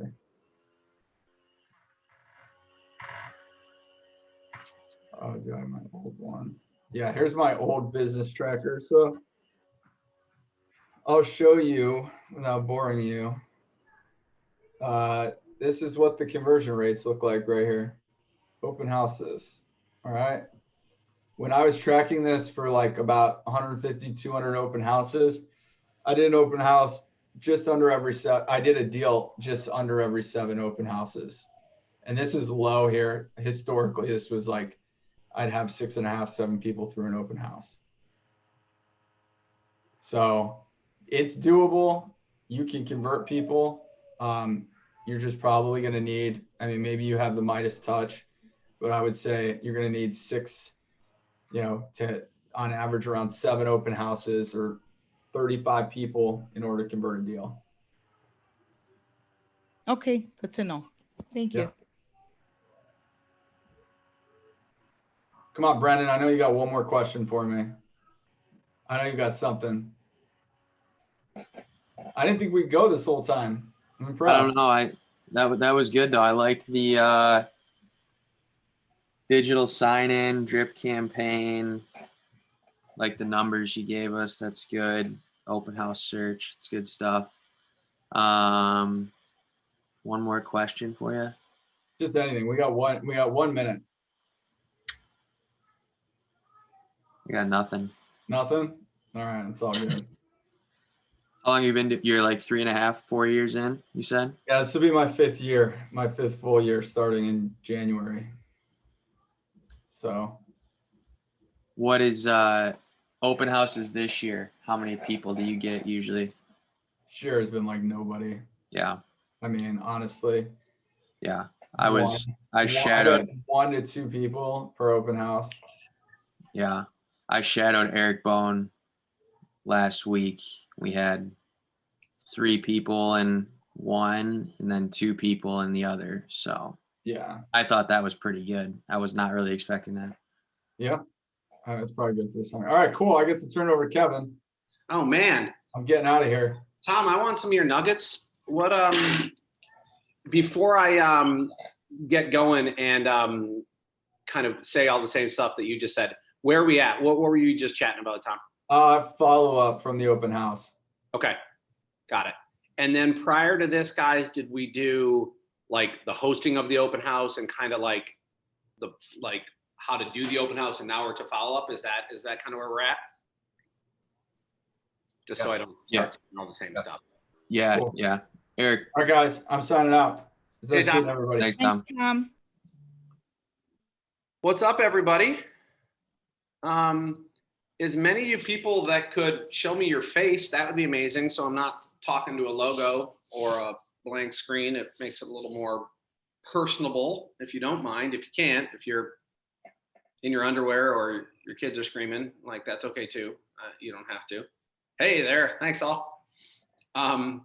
So let me introduce myself, and then I kind of want to chat here. So my name's Kevin Hinton. I have a group within the office, the Fair Hinton Group. Emily Fair is my business partner, and we sell real estate in 2 markets. So we've got our Chicago-based team, and then we have a team in Milwaukee, Wisconsin land, southeast Wisconsin. So the history of our little group is Emily and I formed our team about 4 years ago, and we were both on teams originally. So a lot of you have probably met Joe Zimmerman. Emily and I were buyer's agents on Joe Zimmerman's team. We did that Emily had been on the team for a few years. I was on for about 6 to 9 months.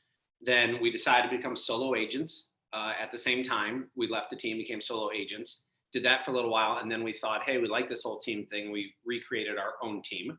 So about 4 years ago, we started the Fair Hinton Group. And then I won't bore you with the details, but I can answer any questions about this, because if you guys are sick about talking about open houses, I can talk about anything. So if this can be Q&A, what's going on in your business, and any kind of lead follow-up, lead generation. We don't have 100 people on here, so it's really whatever you guys want to chat about. And then, so we formed our group, hired our first executive admin, Molly Mudd, plugged along, hired a buyer's agent, hired a transaction coordinator, boom, boom, boom. Now we have 5 agents in Chicago. And then early this summer, we launched our Milwaukee division. So call it an expansion team or a kind of recreation of our team here. And we have 1 agent up there, and then we're in the process of interviewing a couple agents there. So that's our team. We'll do about $50 million in volume this year. We'll do about 125 sales and probably 75 rentals. Rentals are not really our goal, but they show up in your life, and it keeps our agents fed until they kind of really get more and more involved in sales. So I can talk about follow-up. I can talk about how I do open houses, but I don't want to bore you guys. What does everybody want to talk about? We can do anything we want. So Brendan, I'm looking at you. Have we beat open houses to death, and we've talked about a lot of stuff, and you're got other stuff you want to chat about, or a little more open house chat? Where are you at? I mean, I was just on with Eric and Tom the last like hour and a half, but Tom, went a little different direction with like his drip campaign, setting that up, and I'd be curious to know more how to set that up if you do that type of thing for people Sure. that you do. So a few more thoughts. Probably like a session in itself. What's that? So a little more conversation on open house follow-up specifically. Yeah. I mean, maybe just around setting up that drip campaign. That might be a Joe Green session. I don't know. Yeah. So I'm going to be zero help on how to do it. So I'll just be completely honest.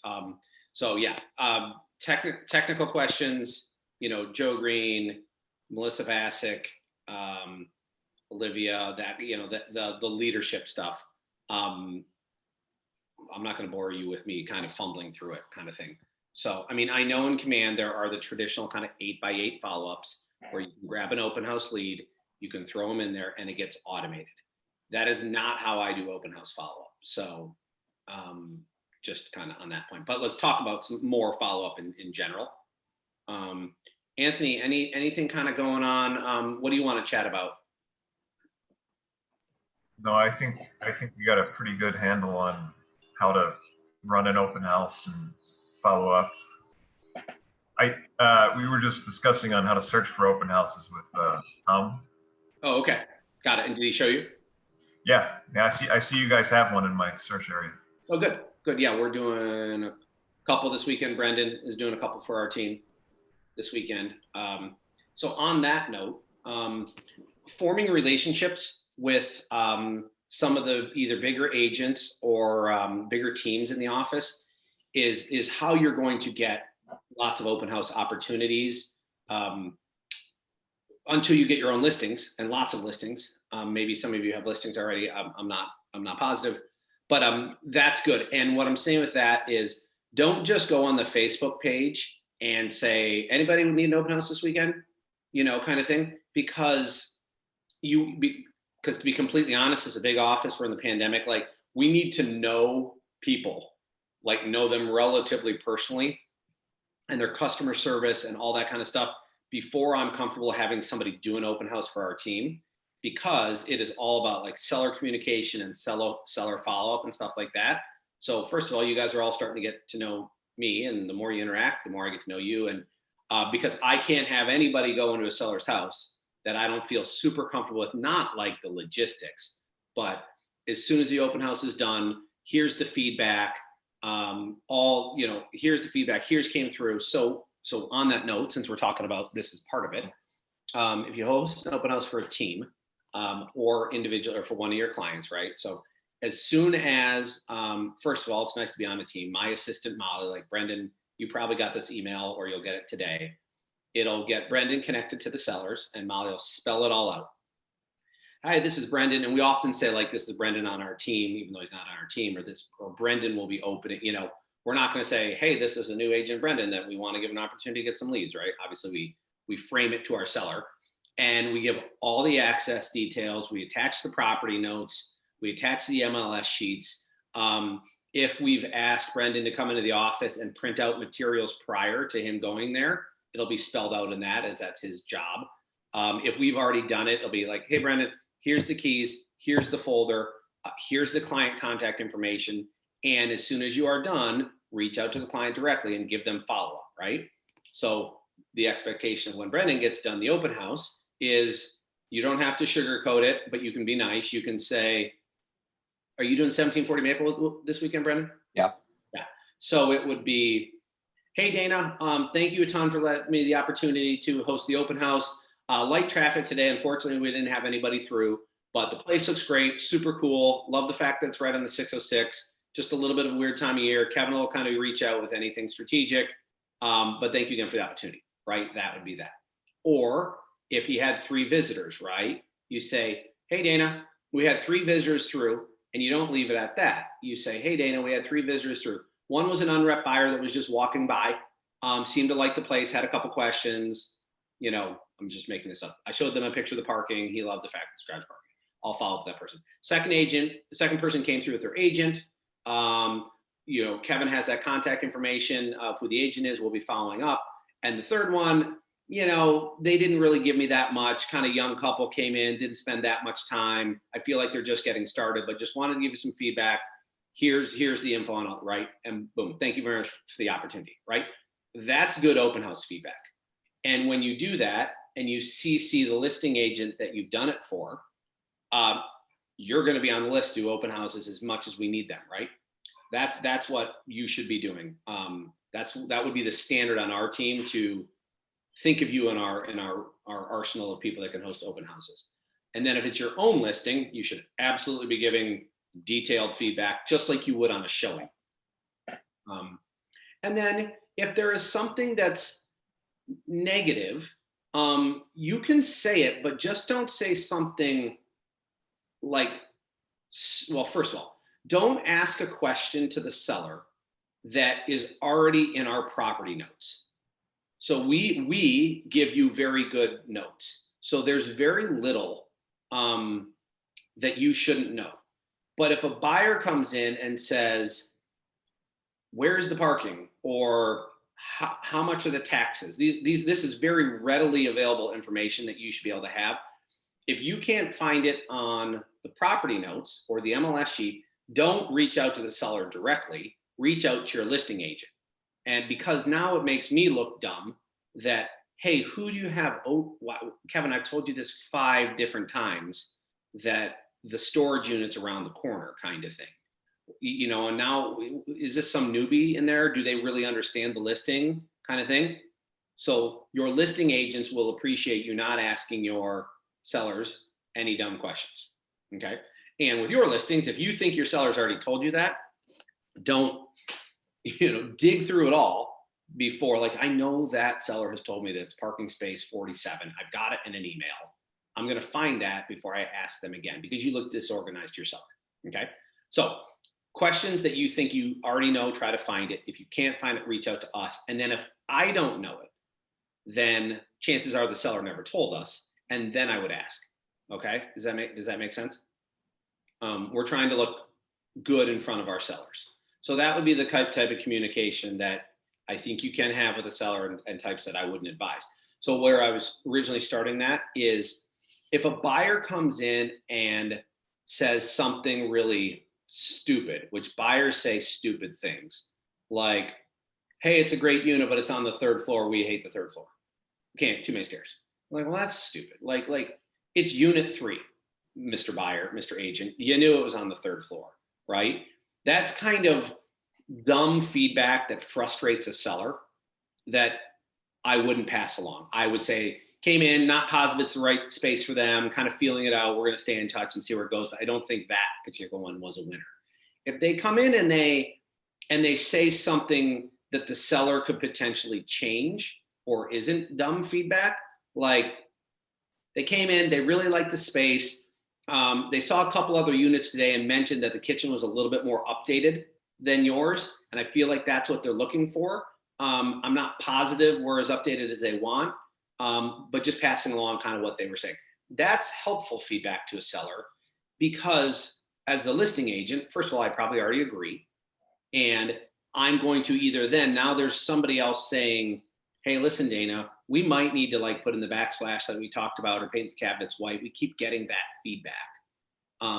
Or it's just, it's something that the seller can do, or it's a means for, if people keep seeing white kitchens and updated kitchens at 400K and we're at 400K and we don't have that, that's why I keep telling you we need to be at 375.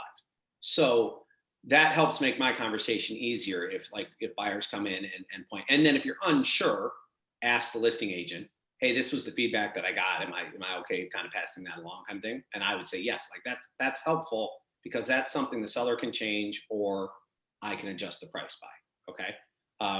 You know, another one would be like, you know, hey, they really like the space. The living room was a little tighter than what they were looking for. I'm not positive, you know, that we're going to be the right one from them because they like places where that you can get a full dining room table in there. And that's what they were talking about. So we might be a little bit small for them.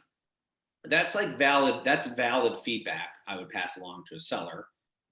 We can't change the size of it, but then I can adjust the price. I can, you know, that makes my job easier next week when I say, hey, 4 people through the open house, 2 showings, no offers.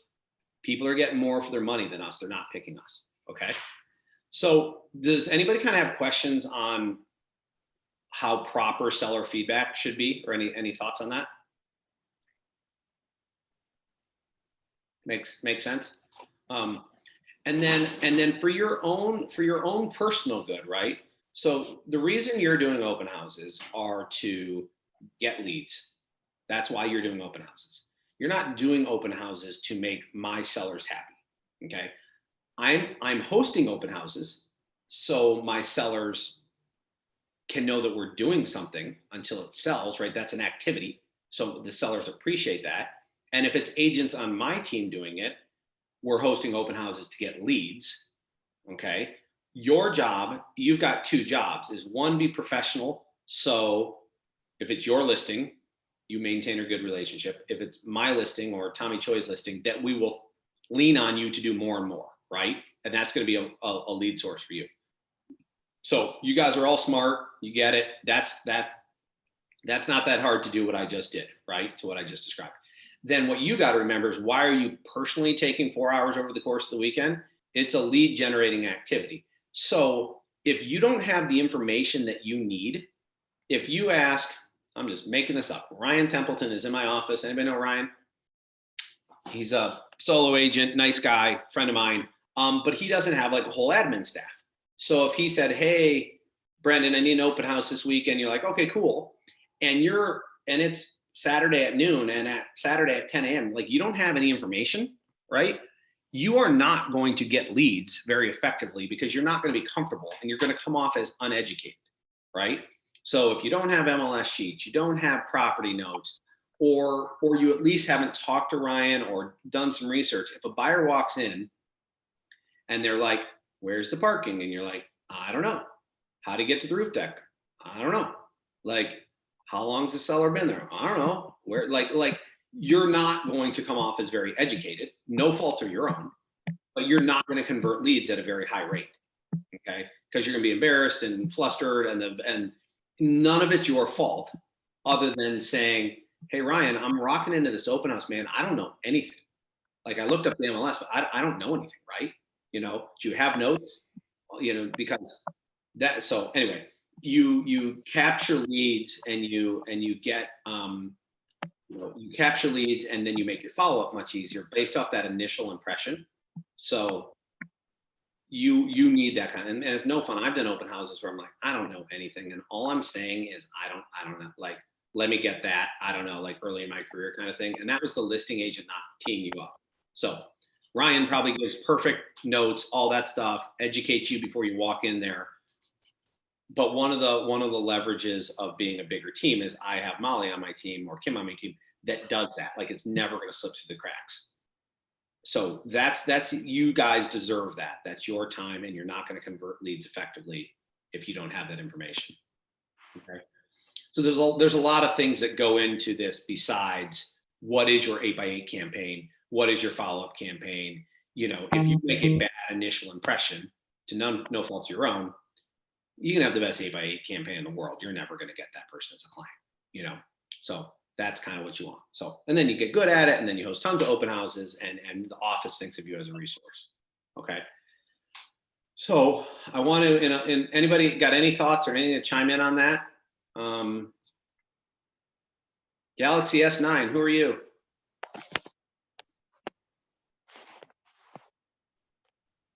I don't think your name's actually Galaxy S9. That'd be kind of cool. No, okay, good chat. So that's okay. So, but I want this to be interactive, guys. I know you've been doing this for a little while.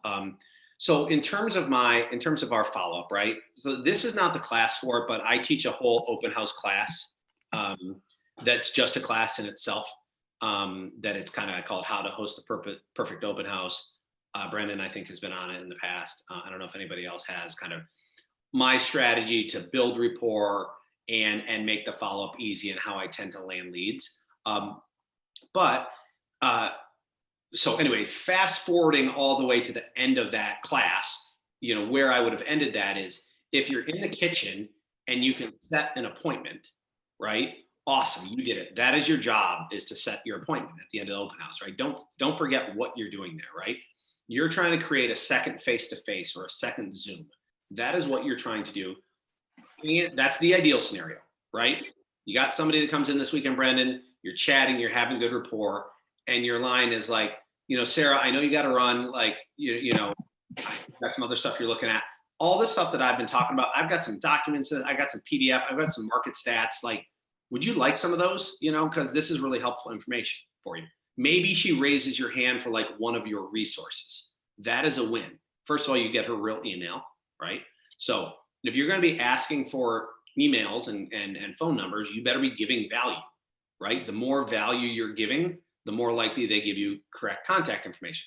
So that's why I never ask anybody to sign in right away. I ask them before they leave, because over the course of time, in that 5 minutes that they're in there, I've built rapport. I've probably added a little bit of value. I've said something, and maybe I've had long conversations, but now they know me, and they will fill out the forms at a way higher rate than when they walk in. I say, hey guys, sign in, please. Right? They don't know me. Now I'm just somebody that's going to spam them. So my number one piece of advice is, do not ask them to sign in until you've at least chatted, built some rapport, added some value, ideally, and your percentage of real contact information that you get will be much higher. So that's how I do it. So anyway, before they're leaving, right, you might say like said, hey guys, I got this all in a PDF. I've got a buyer seminar wheel. I've got like a wheel that's really helpful, kind of talks you through the process. You want me to send that to you? Maybe you've been talking about a lender, differences between jumbo loans and regular mortgages, or things like that. Maybe you've talked a little bit how important the real estate attorney is in the process. And a huge win is if they raise their hand for any of your resources, right? That is really good, because they're starting to trust you. So that's a huge win if they raise your hand for any of your resources. And the ideal scenario is you say, listen, I know you guys got to run. There's a lot of stuff going on. If you guys are serious, you need to sit down and go through this properly. There's a lot of steps along the way, how the mortgage works, how the appraisal works, all these things, right? There's a lot here, right? This is a huge purchase for you. I do a quick little 20, 30-minute Zoom, talk you through the process. Do you guys have availability next week? And I'll shoot you a Zoom, right? That's an appointment. And then if they're like, yeah, you know what? We kind of need this. And I say, listen, there's zero obligation, but you owe it to yourself to interview agents, a buyer's agent, because they don't even know. Sometimes they think you can only sell them that house. They literally don't know how it works. Someone thinks you just, I don't know, jump on Zillow and you buy it with that agent. They don't know how it works at all. So don't assume that they don't want to work with you. They don't know how it works, right? Like the first time they bought it. I didn't know how it worked until I bought my first house. So you were trying to create an ideal, like a buyer seminar, face-to-face. That is your goal. That's the number one goal. The number two goal is they raise their hand for one of your resources. That's also a strong win, because if you connect them to one of your lenders and they are willing to talk to that lender, a good lender is going to nurture that relationship and will secure that lead. So on that note, a lot of you are new. My email, kevinhinton@kw.com. If you haven't come across a good lender that you've really kind of started to zone in on that helps take cold leads and nurtures them for you, I'm happy to make some introductions for you because we use 2 lenders that are awesome at that because they're doing follow-up for you. That's what I'm leveraging my lenders. I leverage my lenders' time by them doing a lot of the follow-up in addition to the 8x8 type campaigns. So that's an important thing. So let me know. And so anyways, those are the things that you're trying to accomplish while you're in the kitchen, all that kind of stuff. If they're just property specific and they're like, we like this one, we saw a couple places on, in Logan or whatever, they don't have any open houses. And you say, listen, like I can book you those showings. You guys want to go see a couple of those tomorrow? Right? I can get those. You don't need to wait for open houses. It could sell. They're just not doing one. Would that be helpful? Would you like to see it? Or if you should know the comps to the property that you're selling, right? That you're hosting the open house for. So if you walk into my, you do a 2-bed, 2-bath at 1740 Maplewood, that's a 405, loft building, and you can tell it's not a winner, you should know some of the other comps in the area. So you can say, hey guys, feels like this maybe isn't the winner for you. Did you see this one? Like this one was pretty cool. The one over in California, it's a kind of loft building, it's a little bit cheaper. Did you see that one? Have a couple because one, they might just think that you can only sell them 1740 Maplewood. But if they're willing to go see a property with you, that's basically an appointment. And I don't lose many buyers that are willing to go show a property with me, right? If somebody's seen a property with me, if they do buy, it is 93% of the time with me. Because once I show them one, you build rapport, you add that, you're not going to lose that person. So that can be the next face-to-face, is just setting up a showing for them. So know your comps, know what else is in the building, know what else is in the area, be savvy. You need that real estate information. Anyway, so you try to get them to raise their hand for one of your resources. You try to create a true appointment. You try to see if there was anything else they wanted to see that was comparable, right? Like those are 3 essentially appointments, but none of them worked. You didn't have time. They were too fat. Like there was too many people in there. You couldn't do it, right? Now, this is where follow-up matters. Now follow-up matters to try to get an appointment, okay? And then this is kind of the part of it, right? So I don't, assuming I built enough rapport to get real contact information. If you're not good at building rapport, you don't have a real email, and it doesn't matter. So you got to practice your kind of sales skills and being personable. They just chat about. All right, so now, but let's assume that you've got their email and or you've got your cell. Not to circle back to the first part of it, but like in my open house class, one of the first things that I say is never ever buzz them in. Do not ever put on the front door like, hey, if you're here for the open house, buzz unit 3. No, you need to put your phone number and make them call you every single time, because now you've got their cell. So if they don't give you a proper email or they don't sign in, you still have their cell. So even if it's a single family home that I can see them, literally see, I'm hiding behind the curtains. I can see them at the front step that they're knocking. I've got a sign in the front door and or my open house sign that says, for access, call Kevin at 516-353, blah, blah, blah, right? And then my phone is littered, and then I answer the phone and I say, hey, it's Kevin with KW. Are you here for the open house? They're like, yeah, we're here. I'm like, cool, I'm on my way. What's your name? And sometimes they even stutter. They're like, it's Mike. And I say, thanks, Mike. I'll be right down. I'm upstairs. And now my phone has addresses after addresses that are Mike, Racine, Michelle, Ashland, because what I do is I save the first name and the street that I met them on immediately. I just did a deal this week, and she's a second time client, but her number in my phone is still Sarah 655 Irving. And I've done this is my second transaction with her. I've just never changed it because that's where I met her. And then, I met her at the open house. She bought 1255 Roscoe, and now she just bought something else, right? So my phone's littered with them. So anyway, the point of that was get their phone number. Never have them buzz you in. And sometimes they will. Like if they won't call you and they buzz, or try to get them to call you. Now you've got that. So if they don't sign in, at least your follow-up can be you've got their cell. Okay. So that's one of my nuggets. Hope you enjoyed that. All right. So you've done all these things. You've got it. Now what do you do for follow-up? Okay. I personally think putting them into a generic 8x8 campaign doesn't do that much. It is better than zero by far. But to throw them in command and have an open house, just a generic touch, once a week for 8 weeks, or I think they were on once a week for 8. Yeah, that's an 8x8. I just don't think that's effective. You can do that if you want, but you got to put way more thought into it, right? So what I do is at the end of the open house, if it's an open house at 2 o'clock or whatever, by 5 o'clock that night, Saturday or Sunday, I'm gonna text that person. So if I've set an appointment, I'm good. Just set the appointment, get the time locked in. But if I didn't get a chance to build a whole lot of rapport, maybe I've got to sell, maybe I have their email, one of the two. I'm going to shoot them a note right away and say, "Hey, Sarah, it was really good. Meeting at the open house. Let me know if you have any questions about this unit. Like, is there any other way I can be of help?" Right? I talked about, like, we should probably sit down and, like, if no one's coached you through the process, get your script down to try to create that appointment, right? A buyer seminar or a Zoom or a call, right? You could work on what it says exactly, but you're just trying to get them to sit down and go through the process with you, right? So you try that. Secondly, so then they don't respond. Now we're on to Monday, right? On Monday, I'm gonna text them again. I'm gonna change it up. If I emailed and didn't work, then I'm gonna switch to text. "Hey, Michelle, I know we didn't connect yesterday. Just wanted to see, is there anything else I can do? 1740 Maplewood's still on the market, but there's a bunch of other stuff in the area. Have you seen, like, I like this one, right?" Maybe they respond, maybe they don't. I might repeat that one more time, but honestly, if I've tried twice, I probably don't text or email them again. And then what I do is every single person that I have in their email for, I now set them up on an automated MLS search. And that is my 8x8 drip, right?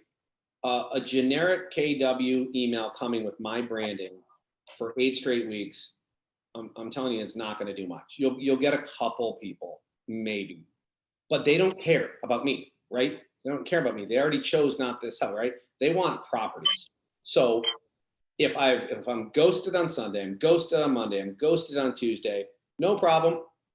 What I do is I set them all up in an MLS search based off the parameters that they signed up, that the open house was. Right. So this one on 1740 Maplewood. So I'm ghosted 3 days in a row. So what I'll do is I'll put Michelle Jones into my CRM, and I'll put her into the MLS, and I will set her up on all the 2-bed to 2 baths. Maplewood is 405. I would set it up from 375 to 425 in that area. I'd go Logan, and I might extend a little bit into Bucktown, but I'm assuming they're looking at, I'm assuming that they are going to buy in the area where the open house was, or at least that's a pretty good assumption. And so I'll set them up on an automated search that runs every single day at 10 a.m. or something like, pick a time, whatever you want. And then I get it running, right? And I don't want it to be 100. So I'm going to filter it a little bit. Like, I don't want, maybe it's 20 properties, 25 properties. And then I send them an email right after I do it. Sometimes I do it in opposite orders, but it doesn't really matter. And I'll say, "Hey, Michelle, I know we keep missing each other." And when I say that, it's like, she hasn't called me. I haven't missed her, but I just frame it that way. She hasn't picked up. "Hey, I know we keep missing each other, but I thought it would be really helpful to get you set up on an MLS search so you don't miss anything." So I set it up based off of where I'm at, 1740 Maple, 2-bed, 2 bath, everything west to western, garage parking. And so I didn't want you to miss anything. So these will all kind of come your way on a regular basis. If you want to tweak the parameters in any way, let me know. I can add Bucktown proper, I can add Wicker, if this price range isn't quite right, but I just wanted to be helpful and have these come your way, right? So that is my Wednesday follow-up. And first of all, now they get an email every time a new property comes out, right? So I don't have to think about it. It's just boom, done. That is my 8x8, my follow-up drip. They also go into my team's proper 33 touch, where they get an email once a month of the Fair Hinton group, but that's not often enough, right? Like, these are hot buyers potentially. You can't hear from me once a month. They're getting properties every day. So say you do 10 of those, right? What's going to happen is right away, 3 people are going to unsubscribe. Cool, no problem, right? 3 people are going to unsubscribe. Doesn't mean you might never hear from them again, but they don't want that. Maybe they're not, who knows? Maybe they were in town from Michigan and they're never going to buy in Chicago, right? Cool. Or maybe they, whatever, had an agent lied me. I don't care. I'm a big boy. They can unsubscribe. So they unsubscribe. That's going to happen to 3. Of those 10, one, so you say you did 2 open houses, you got 5 each day. Of that 10, one of them for sure is going to reach back out to you and be like, oh my God, Kevin, that's so helpful. Actually, we were in Bucktown, but we were just kind of bouncing around. Can you set that up in Lincoln Park? Or can you add Lincoln Park? That is a home run of an email back, right? I just took a cold lead and I've essentially, and then you run with it. You're like, cool, I got that. Tell me a little bit more about your studio. Now you're going to set up a proper appointment, a phone call. If you talk to a lender, do you want to understand the process, all that kind of stuff, right? That's huge. So one of those 10 will probably do that, which is great. And then what's going to happen is, so 3 have unsubscribed, 1 reached out, right away. Now you got 6 still floating out there. And those MLS searches will run for months. You can do them like 120 days at a time, but you can see on the back end. So the next best thing is like, oh my gosh, that girl from Maplewood, she opened that property I sent. That's great, right? You might have never heard from her, but now if they've logged in and they've seen it, that's a perfect time for a text. Hey, Michelle, I saw that you saw that one that I sent you in Logan. How's everything going? We haven't really connected yet, but I hope you're finding that helpful. That's great. She might respond to that. She might not.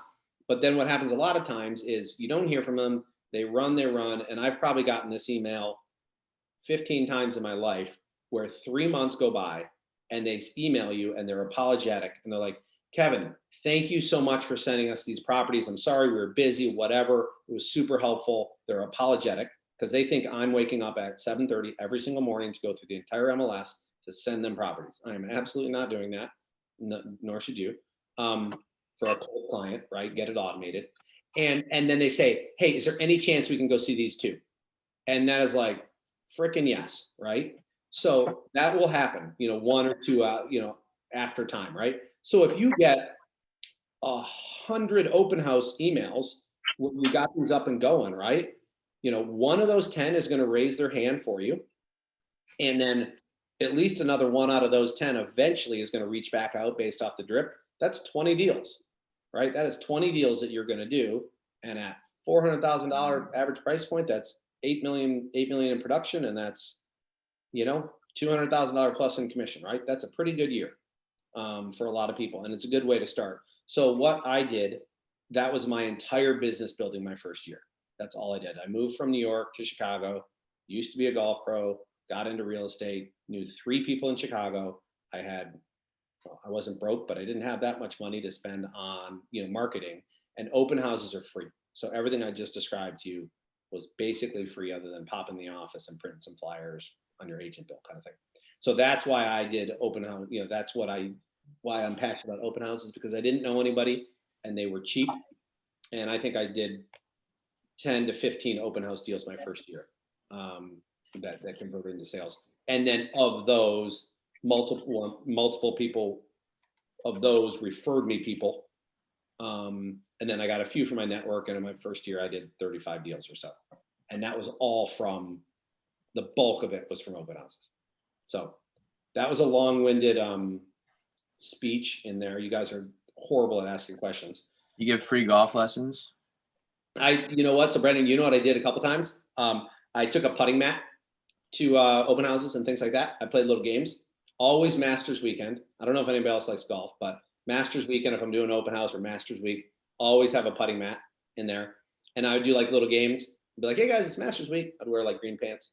And like, some single girl would have no idea what I'm talking about. And like some bro golfer dude would be like, dude, that's amazing. And so like I do like a little putting contest, and I'd have like a gas card. Get your lender. Your lender will give you like free things to auction off at open houses, because you're trying to get real, trying to get engagement, set yourself apart, and get real contact information. So I would do a putting contest, and it's like, hey, if you make 3 in a row, you get the gas card, right? Kind of thing. First of all, most people are bad at golf. Nobody ever made 3 in a row. That kind of stuff. But they liked you. They gave you real contact information. The other thing that I like to do to get real contact information, I would auction things off. So a lender will give you things to auction off. Gas cards, Trader's Joe cards, $25. You go to a lender like, hey, I'm going to do a bunch of open houses this year. Do you think you can give me $250 worth of gas cards so I can auction them off, get good, and try to get good contact information and convert these. Any good lender is going to be, yep, here you go. Here's $500. Go for it. Done. Because you give them one deal and they make $5,000. So that's a no-brainer. I used to auction off like Black Hawk stuff and things like that. And people love free stuff. So I'd have like a little fishbowl and they would always fill out contact information. The rate of quality information that you get when you're auctioning off is way higher, right? People like free stuff. Who doesn't? Who doesn't need a gas card? It's a pandemic, right? And then this is like, and then to be completely honest, don't report me to the moral police. I mean, I massively rig the drawing every single time, right? So if somebody comes in and the guy isn't very nice and he's kind of rude and we have no rapport and he fills out his thing for the auction, guess what? He doesn't win. He's not going to win, right? I didn't say I was auctioning off that day, by the way. I said I'm auctioning it off. So if I had one person through, unless they're unless they come at the end and they're the only one, they have no idea they're the only one person through. I always chuckle because agents across the city know me a little bit and they'll come in with like their client, right? So Brendan comes in with his client that he's working with. Awesome. He likes the idea. He wants the Blackhawks hat. He fills out the little sheet for the raffle. Guess what? Brendan's client is never going to win because he's already working with Brendan. Love you, Brendan. You already got a buyer. I am not giving your client my $50 gift card because I like you, right? Shocker, he didn't win. So what you do is you bias it just a little bit of who you had a good relationship with and things like that. And so I would ship them to their office the next week. I would put it in their mailbox. If it's something emailable, things like that, because then you're like, hey, Sarah, guess what? You actually won the raffle on Sunday. That's amazing. I didn't get your address. How can I get it to you? Or where's the best? How do I get it? Right. First of all, you're going to get their address and you just gave them a free $50 gift card. You're nice. You built rapport. You think that person's not going to work with you? Right. I mean, nobody else is going to do it. So those are the types of things that I would do and get creative as you want to get real contact information. And you can get lender support to kind of get you those things. So how do you frame it? Like, when you have 2 open houses and you have 4 or 5 people right now, that might be good. I don't know. But like, how do you frame the raffle to where you're going to do it over a course of a couple weeks or? No, I mean, nobody stays to the end and waits for the raffle, right? Like that's not what they do. They fill it out, that stuff, then they forget about it, right? I don't put any rules behind it. Hey guys, we're doing something fun this week. Blackhawks in the playoffs, we wrapped off a hat, fill it out, and then they fill it out, and I raffle it off anytime I choose. Yeah, I mean, like I said, don't report me to the car association of morality on open houses, but I think I leave it loose enough that I don't take my lender's gas cards and put it in my pocket. They definitely always go to clients or prospective clients, but you'll get real contact information, right? So in addition to adding value, doing something fun, something unique, whatever it is, you'll get real contact information because none of this works. You can't have follow-up if you're not good enough at gaining real contact information. So that's where it circled back to how I started, right? Know the property. If you don't, reach out to the listing agent. So you have it, be knowledgeable, build rapport. Don't ask them to sign in right away. Get information however you choose, doing some of the stuff that I mentioned, or just being really good at adding value that they want to raise their hand. Now you've got contact information. If you can turn it into an appointment in the kitchen, amazing. If you can turn it into an appointment or for them to raise their hand for one of your resources in the next 2 or 3 follow-ups, awesome. And then what I do is now they go into the equivalent of my 8x8 follow-up, which is MLS searches. And the last thing that I'll do throughout that MLS search is running that that I haven't heard from them yet is I'll strategically send them off-market stuff. Okay, buyers like they understand value, but so many of them only care about the condo. And they've got Redfin, they've got Zillow, they've got Trulia. The MLS is a little bit faster and whatever, but it's really the properties are all the same.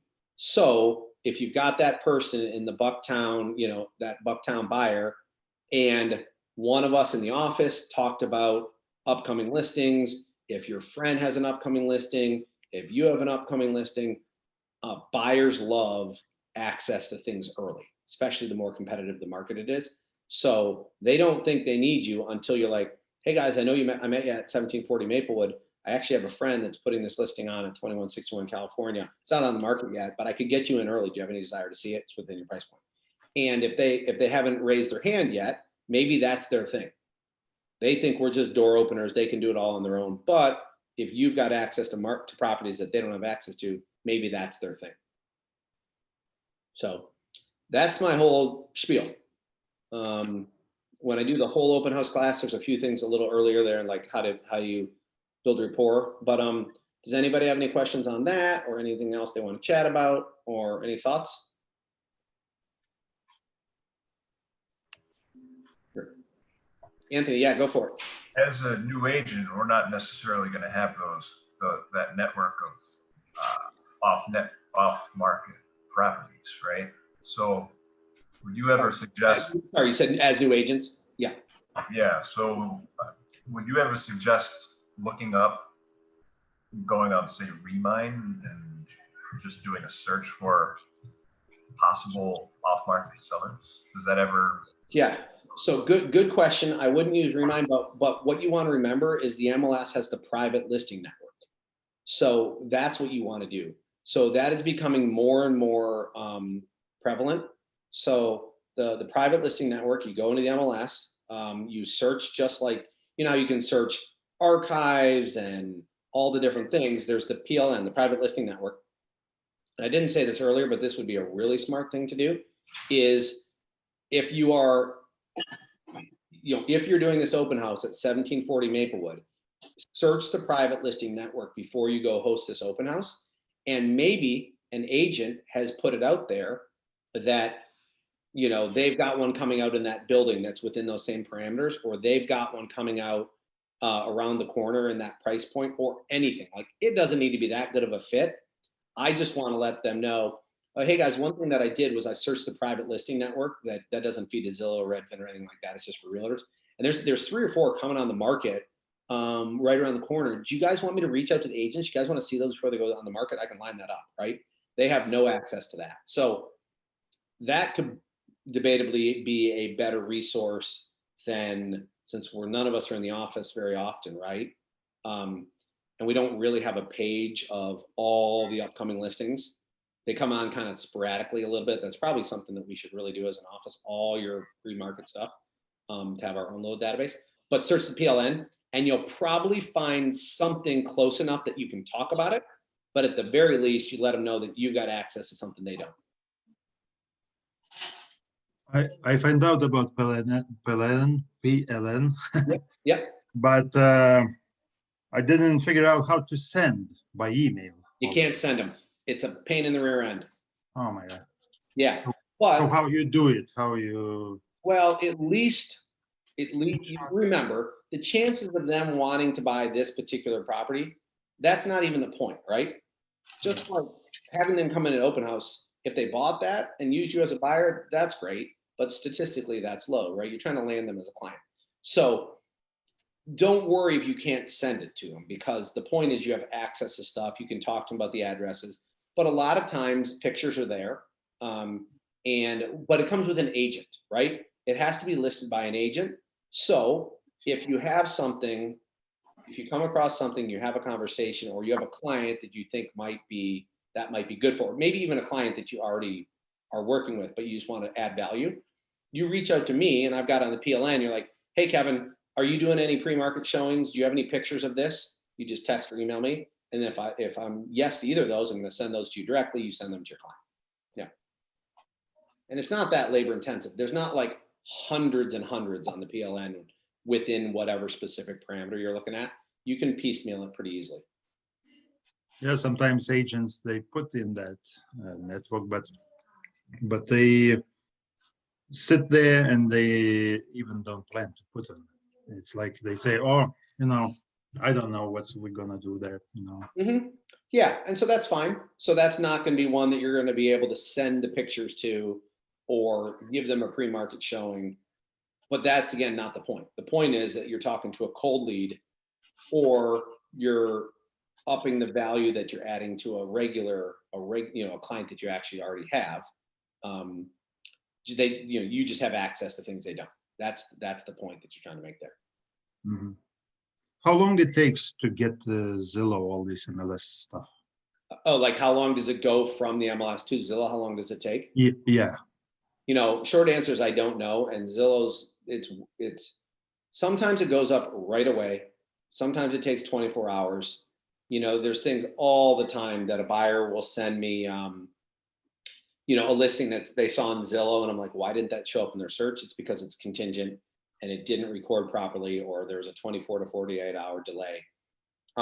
You don't need to be the expert on that, but you just say, hey guys, one of the reasons you want to get on MLS search is because a lot of the Zillow stuff, like it's delayed. It's like 24 to 48 hours. You also want to listen, Zillow and Redfin's Redfin's a brokerage.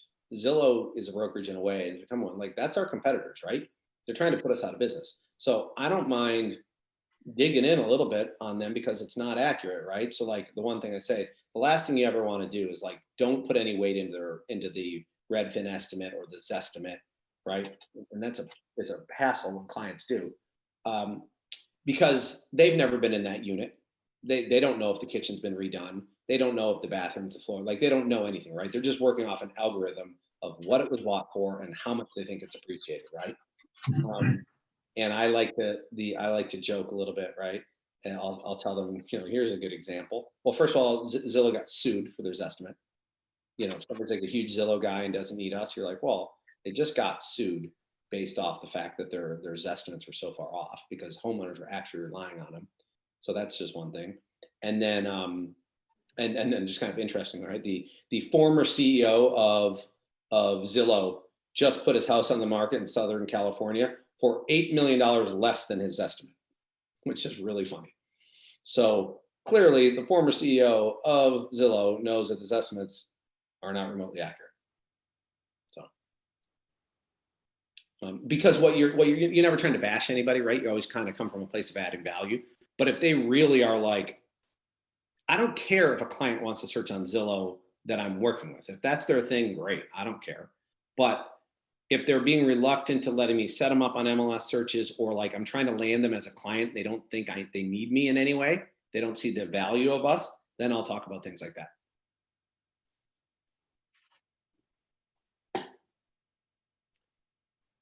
So guys, maybe a few more minutes. Anything else? Any other questions about what's going on in your business? Any lead gen tactics? Any, like I said, all the logistical stuff, getting your 33 touch up and running, all those kind of things. That's very much, our leadership staff. It's Olivia probably first, but everybody will help. Kara, Anna, whatever you need.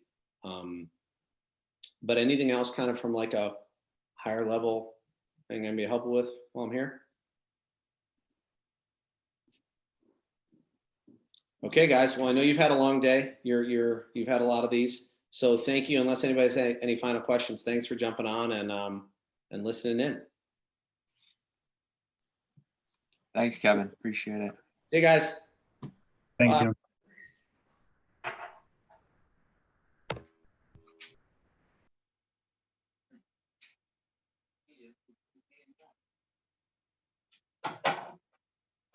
Yeah, I don't like it.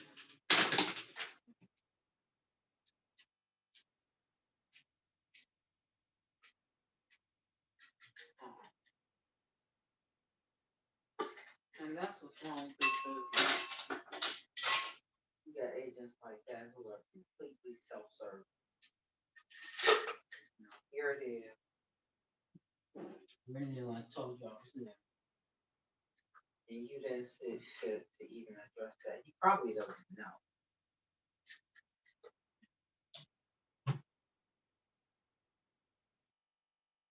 This has been a test to see